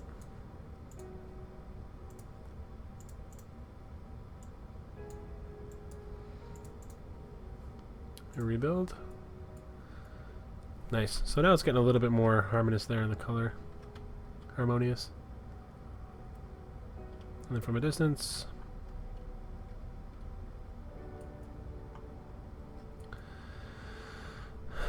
Now for the noise stuff. So how do I want to go about doing that? There's a few ways that we can do that. Oops. Moving a little too fast there.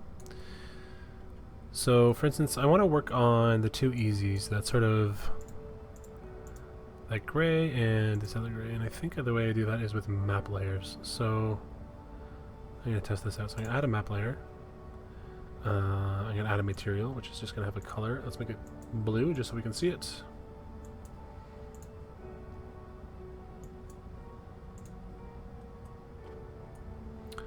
And that got applied right over top of the whole thing. So we're going to tone that down quite a bit here. So 0.2.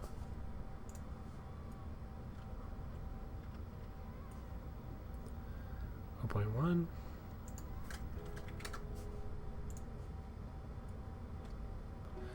You can see we're starting to get some noise in the placement of it, which I'm a big fan of. I think that feels very natural. 0.05. Maybe not the color so much, but at least the distribution of them, which is nice. So let's go 0.01, see what happens here.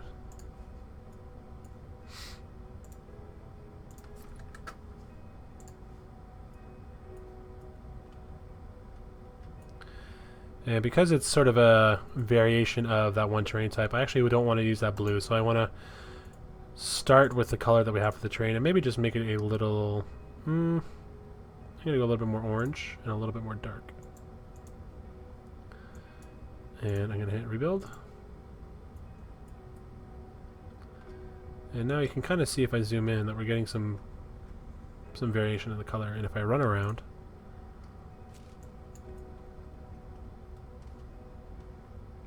start to see some of these colors sort of mixing and matching there.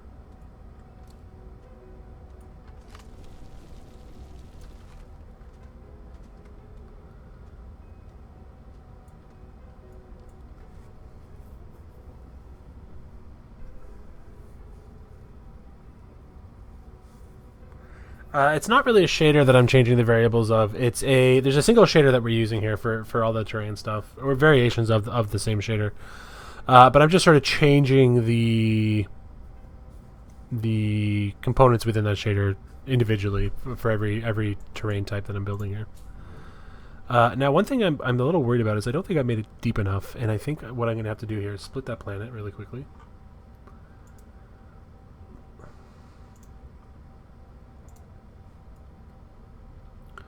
And just take a quick little look and see how deep I'm getting down here. So not too deep, and I think that's where what I want to do is drop the lower plateau. And I'm going to switch back to that blue color really quickly. Just so that we can really see what I'm working on here. So what I'm interested in, if I can, is making that blue a little darker. And if I go, well, let's see what happens if I just go 1. So that's definitely darker. It's definitely on top, which is nice. And then what if I go 0.05 on the lower plateau? Yeah, that starts to bring it up. That's starting to look good. And then we'll go a little higher, 0.7. Nice. We still have some depth, but not enough. If I go 3, does that change anything? No, I'm going to go back down to 2. Actually, I think I might even go down to 1 because this is the easier stuff and we don't want it to get too turbulent. So let's go down to 0.15 on the lower plateau and knock the higher plateau down.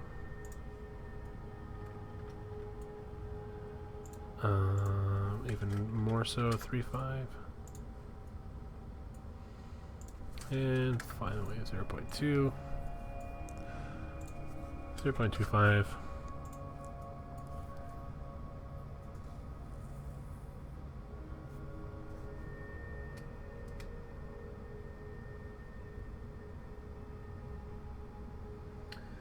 Jody Chicken, thank you so much for stopping by. It was really nice having you here.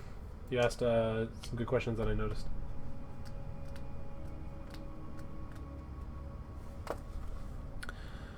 Okay, so I'm going to go ahead and make that a more natural looking color there, a little bit more. Perfect. Okay, we have our caves, we have some color. Let's get some more of that color on some of these other biomes. So that sort of dark gray one. Which one is that? Let's have a look here. Oh, that is just straight up the color that I'm working with here. So rebuild.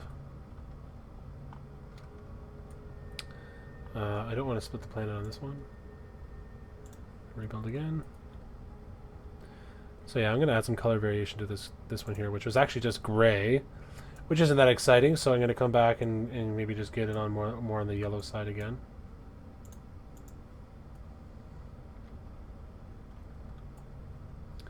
And I'm gonna darken it. Oops. Darken it here.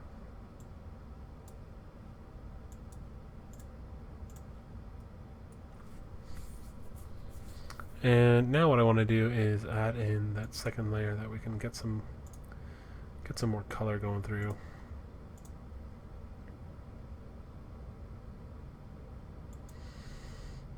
I'm going to start by this color.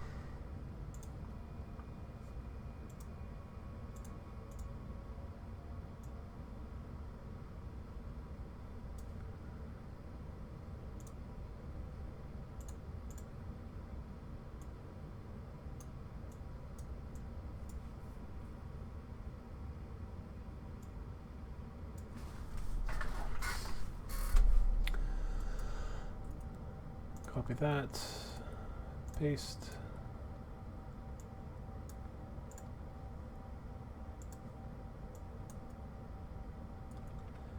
And I don't even really need to look at that to see that I'm going to like it.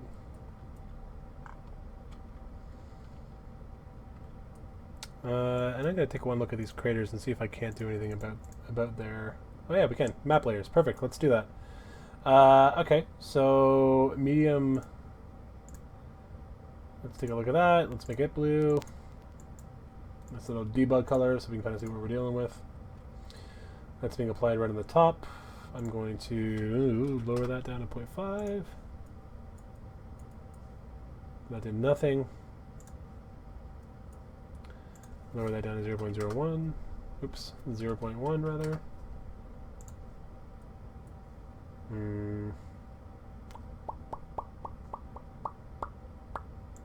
Let's go to 1. Let's go to 0.5.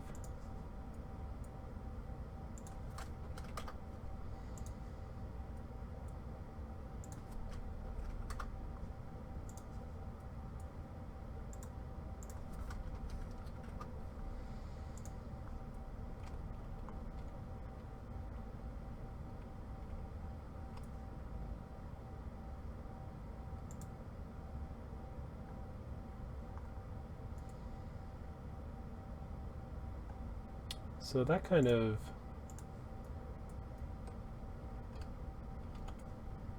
Okay, so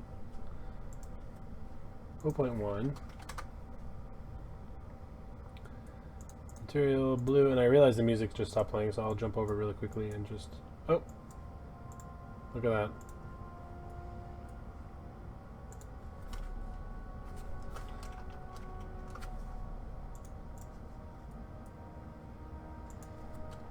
It knows, man. It knows. It was listening.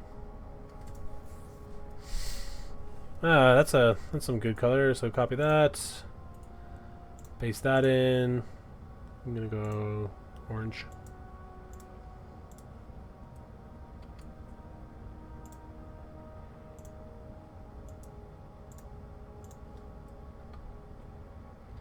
Nice. We'll leave those other guys. Let's walk around here and see what we're looking at now.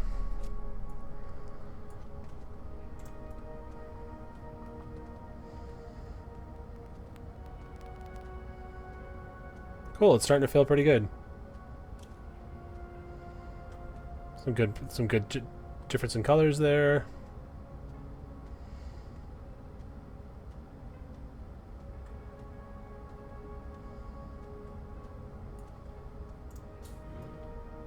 Now I'm going to jump over to atmosphere really quickly. So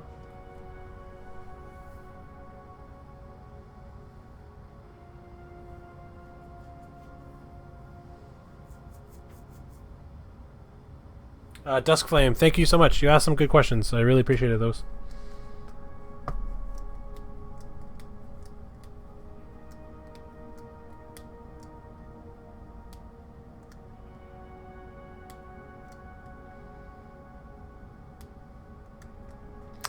Hemtroll asks, will there be any romance in the game? If you play with your SO, for sure. You guys can meet up and kiss your helmets together. It'll be really nice. Nice little touching moment.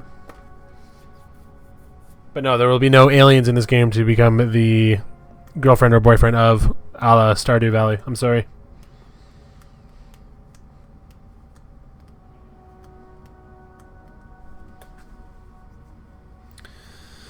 Okay, so now we're on to the fun stuff. Let's talk about lighting and atmosphere. So right now, you can kind of see there's a little gap here.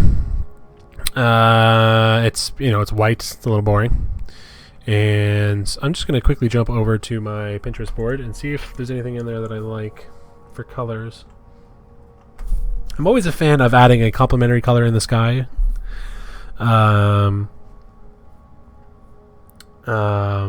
To the terrain color, so if we did something like a blue, but also blue is a color that we've used a bit already in our sky, so I don't really want to do that. So I think I'm just going to start throwing some colors down. I have an idea. There's one in there that's really pretty with some purple, which is kind of nice. Let's see what that. Let's go with some purple and see what happens here. Orange Slime is asking for purple, orange. Okay, let's try purple and orange and see what you guys think here. We'll do both. Orange Slime has been asking a lot of questions, and he waited 6 hours for this, so let's do purple first. Or they were. I don't know if he or she. I didn't know.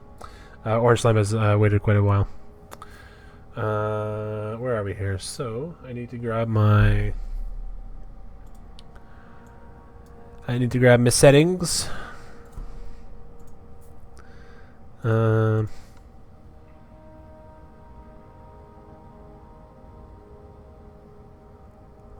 Will this game be able to procedurally generate me a girlfriend? Yes.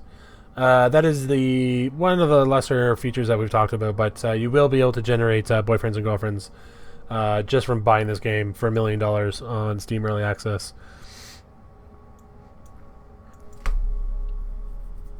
That's a hot scoop for you guys. Okay, so lighting, white. Okay, let's go orange and see what happens here. So we're gonna go super bright, obnoxious orange because that's always fun. That's not orange, is it?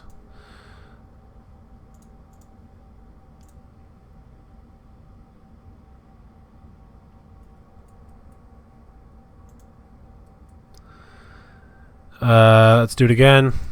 Orange again. Aren't you glad to see me? That's very orange, but that's okay. We'll come back. Don't fret. Let's see here. Height. Let's go 15,000. Well, that's a whole lot of atmosphere, isn't it? Let's not do that. Let's go back down to let's go back down to 5,000.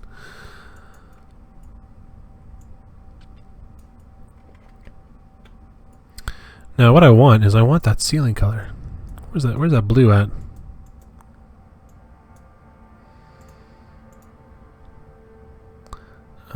Thickness. Let's go 5. 1, 2, 3.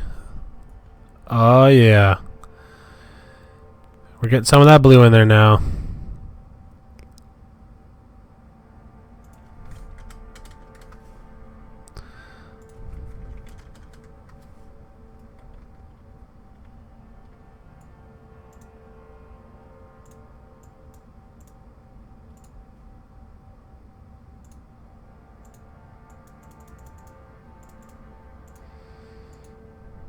I don't know. Why don't we just keep moving on with this orange and gray theme instead of blue?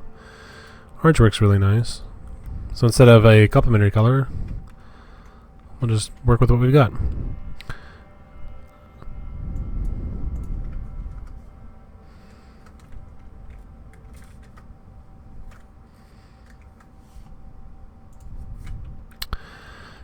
What is that? That's 300,000, 600,000?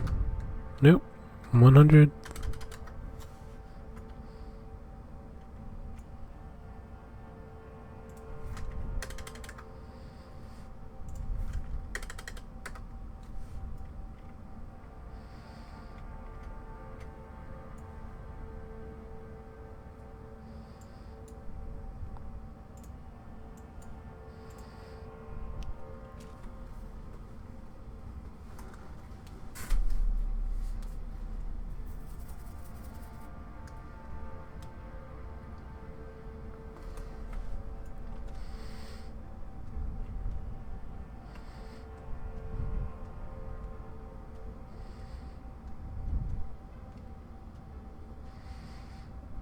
Alright, so here's orange for orange slime.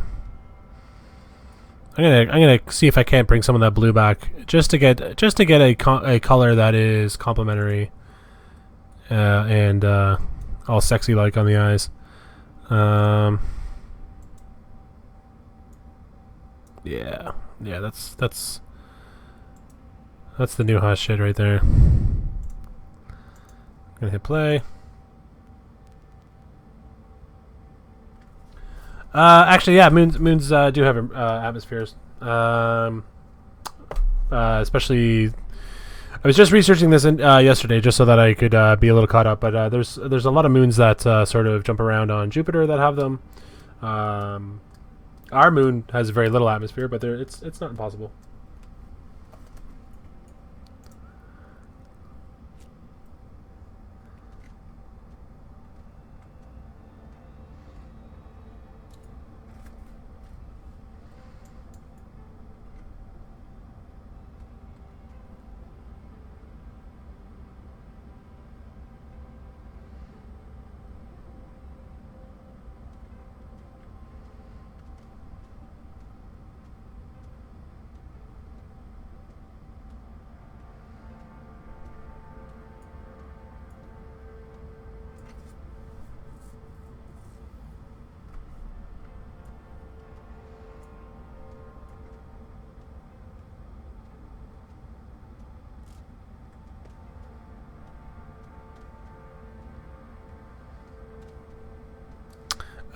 Note to self: go back and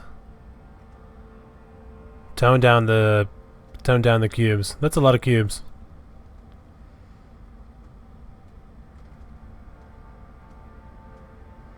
Good golly.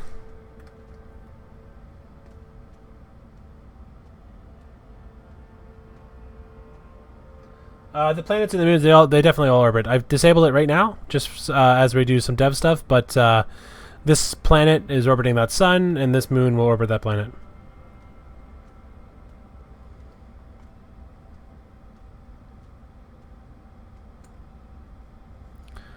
Okay, so I'm just going to recap really quickly and see if there's anything else I want to do for the stream on the moon, or if I've done a good pass on the moon, and then tomorrow I could maybe put a button on this thing and get it all wrapped up. So we have atmosphere.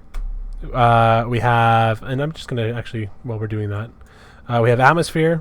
We have some basic terrain setup. So we have some undulating terrain types, some quick pass on the decorators. We have some cave systems in there to explore. So all the sort of caveats of an interesting planet are there. The things that we won't do today are things like the resource distributions. So the things that the Astroneer is actually looking for and finding. Same thing with planet hazards. So I didn't put any weather in. I didn't do any of the storms. I didn't do any of the hazardous plants. There's not any sort of rare discoveries. So wreckage, artifacts, things like that. We didn't do those. But in terms of like a base for the biome, I think we have done a great job here. This is a really cool looking planet. But what I'm going to do is just so that there's not a super... Just to kind of I just want to tone down the values of those colors a little bit on the atmosphere. The blue is very blue, and that peach is very peach. So I'm just going to quickly take a stab at that. So I've lost my editor screen. Where did I go here?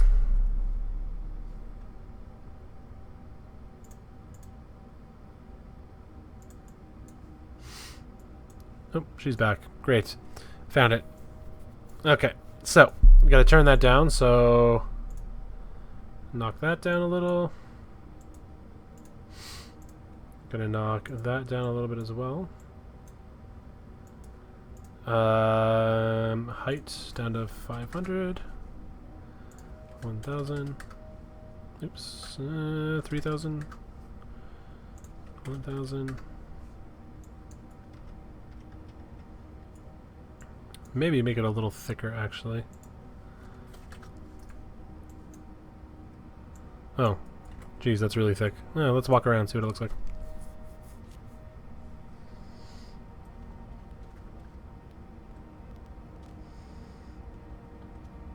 That's very washed out.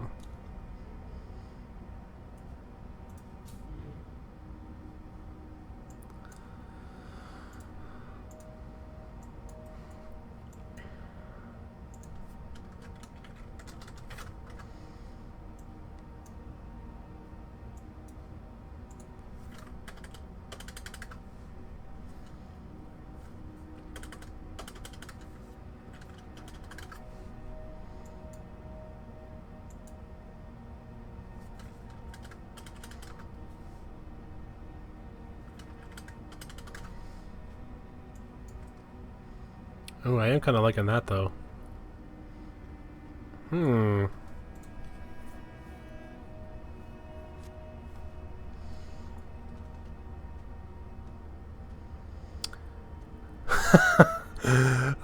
I hope Brendan is watching this. Him and I were working on a bug that we had recently where... Yeah, check that out. Older decorators are not being deleted whenever I rebuild. So what's happening is these are just compounding onto each other. So the density is insane. Oh boy. Okay, give me 1 second here. Let's see if I can't solve this right now.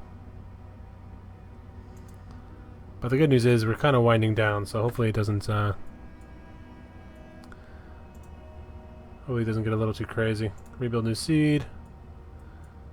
Fuck. Yeah, it's still there. Okay, I'll have to work on that before we ship it.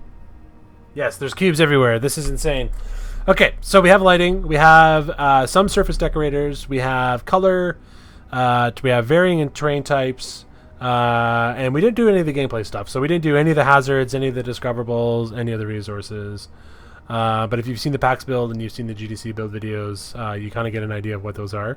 But in terms of a planet, this looks awesome. Look at that. Look at that color variation that we have going on. Craters. You know, it looks like a moon. It looks like a moon with a small atmosphere, which is great. I'm just gonna save really quickly. I'm also gonna build. We'll do one more test here where I'm gonna fly to that planet.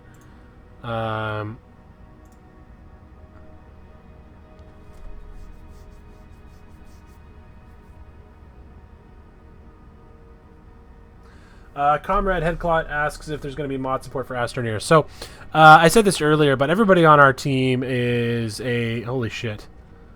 I mean, no, not everybody on our team is a holy shit, but that's a lot of cubes. Everybody on our team is a fan of mod support in games. A lot of the games that we play support it, so we use mods. So I think it's safe to say that at some point you're going to see mod support come to Astroneer. Now, because there's 5 of us working on the game, we need to really prioritize the things we work on. So I'm not confident enough to say that right now that at launch we're going to support mods.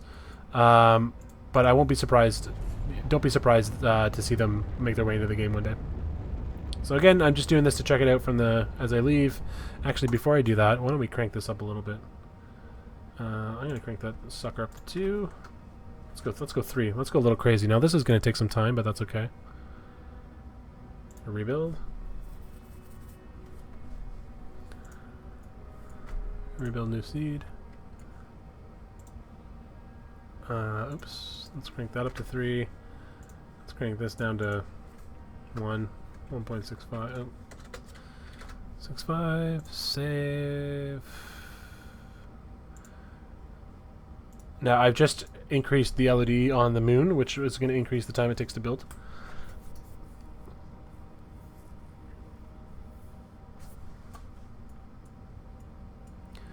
And now we're going to play.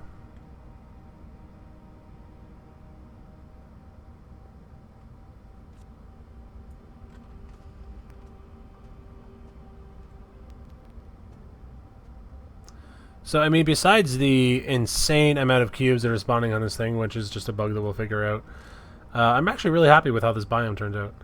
I'm going to quickly fuel up. How this moon biome filled up. Obviously, it's not done. It still needs a good amount of work on it, and we need to put the gameplay in it. Obviously, we need to fix some of the bugs that we have showing up. Yeah, you guys really helped me out with this. This was good. I'm glad we did this. I'm just gonna fly out of here and we can sort of check it out from the space. Blast off. See you later, millions of cubes. I hardly knew ye.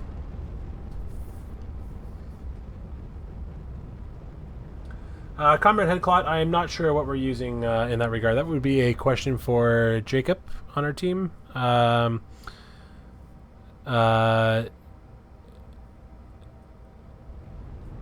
answer, he sort of handles a lot of that stuff, or has been. Cool, that planet looked good. Let's go back. Yeah, I'm not. Unfortunately, I don't know.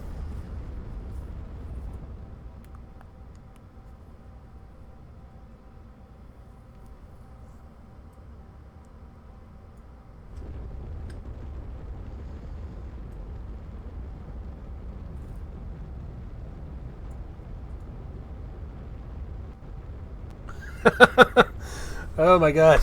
Yeah, I'm gonna have to show this to Brendan. This is pretty funny. We just tried to work on this bug today, where we have a crap ton of these cubes spawning.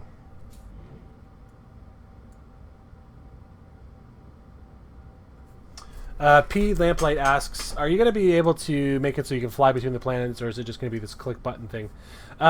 So it's not going to be this click button thing exactly like we have right now, but it's also not likely going to be this thing where you take full control over the ship that you're flying. And there's a few reasons for that. One is, which to us is the most compelling one, is that we're really trying to make Astroneer, this intimate experience on the planets that you're on. And that's so that let's see if I can fade this over. So yeah, so we're trying to make it this thing that is really sort of about those, those planets that you're on, this interplanetary experience, and it's less about space travel in that regard. Now that doesn't mean that we're going to make space travel this one-click thing where it's super easy and you don't really have to put a lot of thought into it. Just like everything else that an Astroneer is going to have to do in the game, we want you to have some thought into it. But we feel like there's a lot of games already that do that and do that really well. Obviously, games like Kerbal Space Program is a great example of that. And we're trying to really build that you are alone as an astronaut on this planet or on these planets. It's less about the gameplay and of the flight mechanics. Now, where we go in the future with that is obviously up to the feedback that we receive. But for now, we're just focused on those interplanetary exploration experiences. So it'll be a little bit more involved than what you saw me doing here, where I'm just sort of clicking a button and flying around. But I don't expect this full control thing where you're worrying about orbiting mechanics and free flight and stuff like that.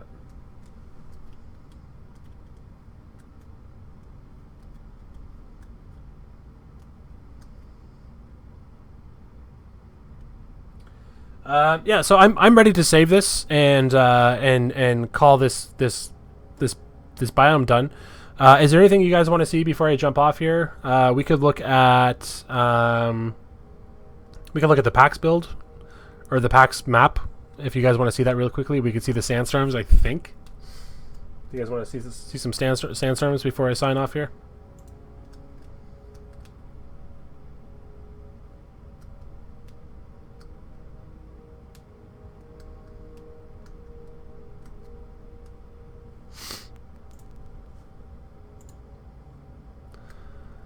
So fingers crossed, we haven't changed things enough that this is not going to be impossible. So let's see what happens here.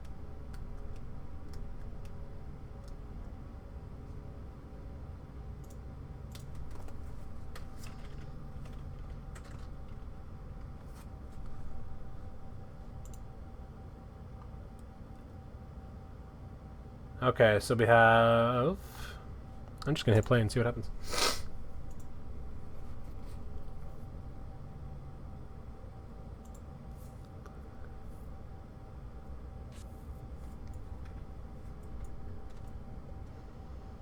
Oh boy. Oh boy. I don't know what's going on, but apparently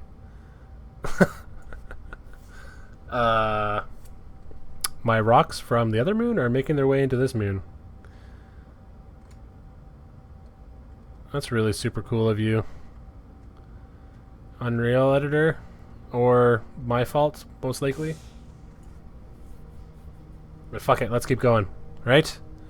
So I don't know if this is going to work still, but we can always cheat. But I'm going to jump in this thing and just see what happens. If it crashes, if it doesn't work, whatever.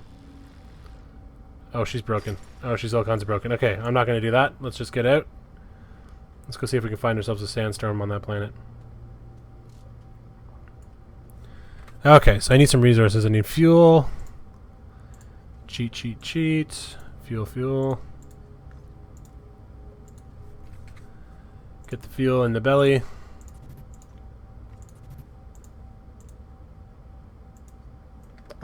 Uh-oh. Are we doubly broken? Nope, there we go. Nom nom. One more, let's get in. Let's get the fuck out of here. Peace out, Rock Moon.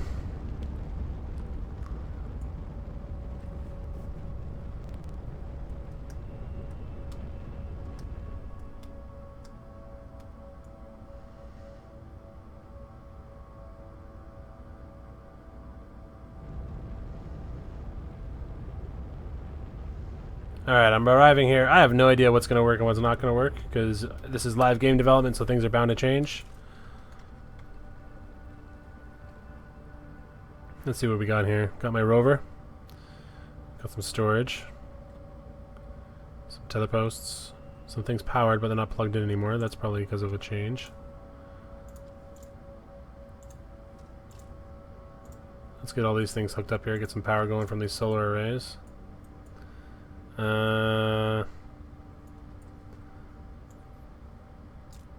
put the storage on that rover there. Oh, so what is this? This is the printer?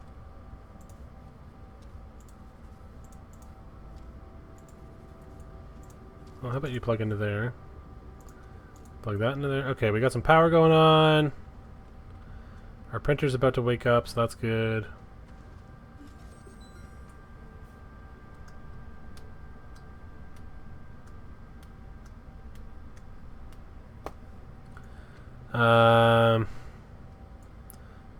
Can I drive this rover, or is it going to be really screwy? Oh, look at that. driving it. It's really fast right now. Holy shit.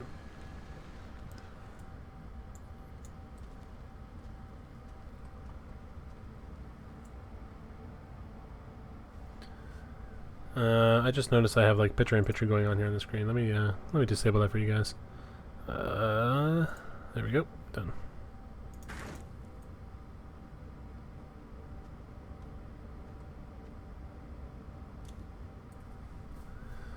What is all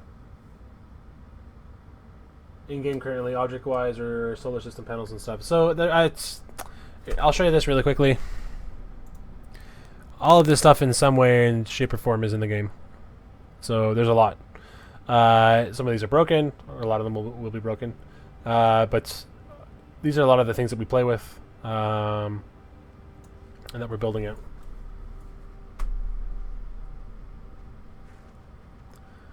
So I'm wondering if we're going to see a sandstorm soon.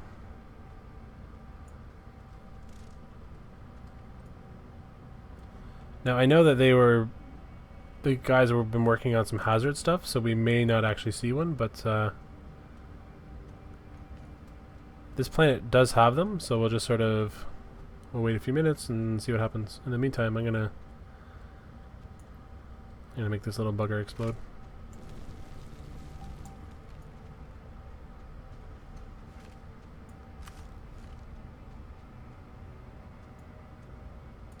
What might we find in a wreck, like a solar panel wreck? Oh yeah. Oh shit. Okay, yeah. Here it comes. I'm gonna just dig myself a little cave and hide in that so I don't get killed.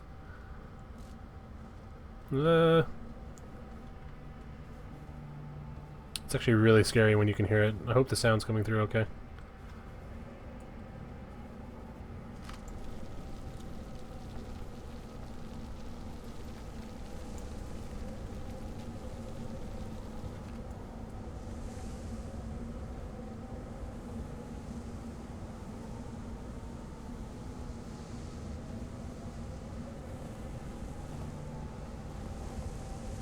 So these little rocks that are flying by, if they hit me, will damage me or kill me. For the PAX build, we didn't want to be too punishing because people only had about 10 minutes to play, so we locked a lot of these things down, but you can imagine that these things would be blowing away. Oh shit, I just got hit. Oh shit. Hang on. Hang on. Don't want to die. That they would be blowing away if you don't batten them down.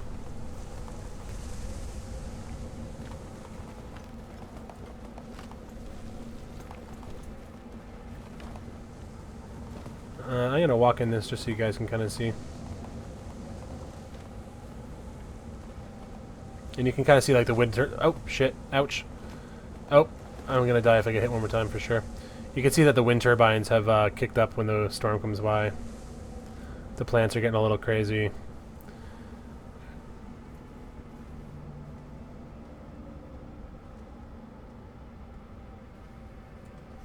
I don't know if we're going to do like quote-unquote damage to structures versus ideas like they blow away and you're just going to have to find them and set them back up again.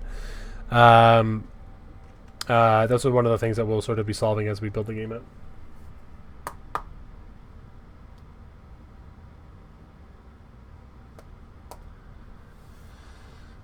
All right.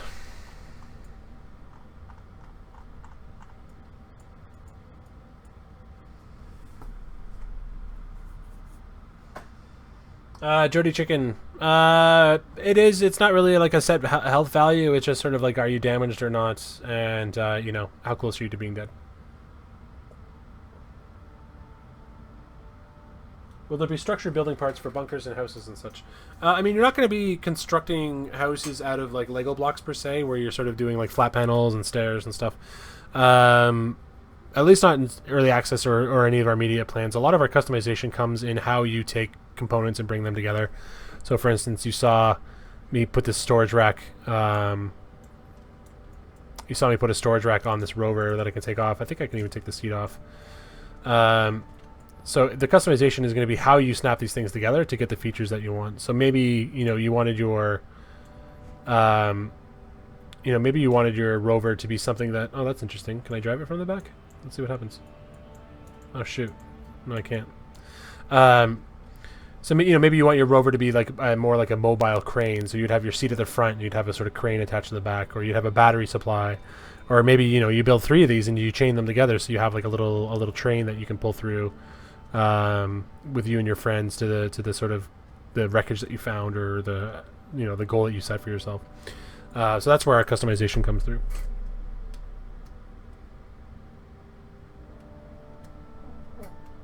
Yeah, so the solar panels would definitely be able to protect you, just because they have collision, and it's physical.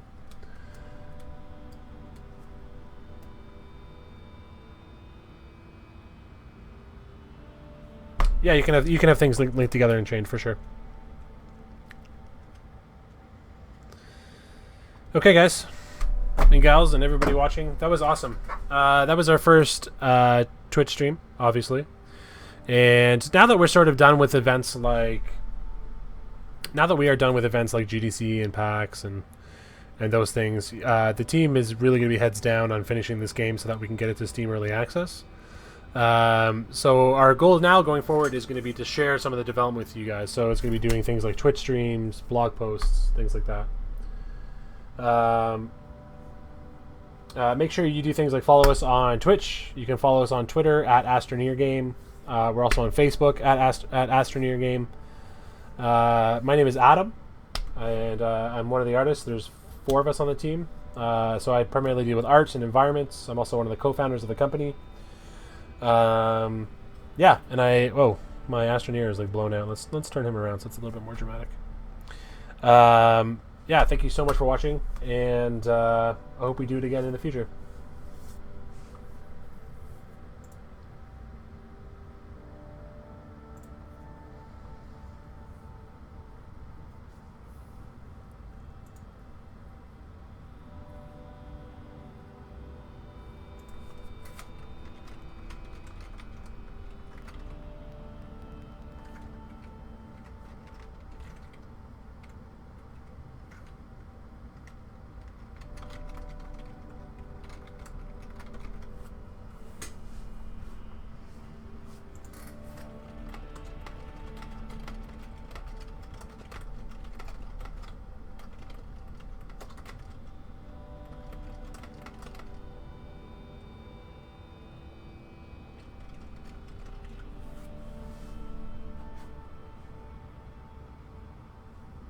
My mic is on. Oh no!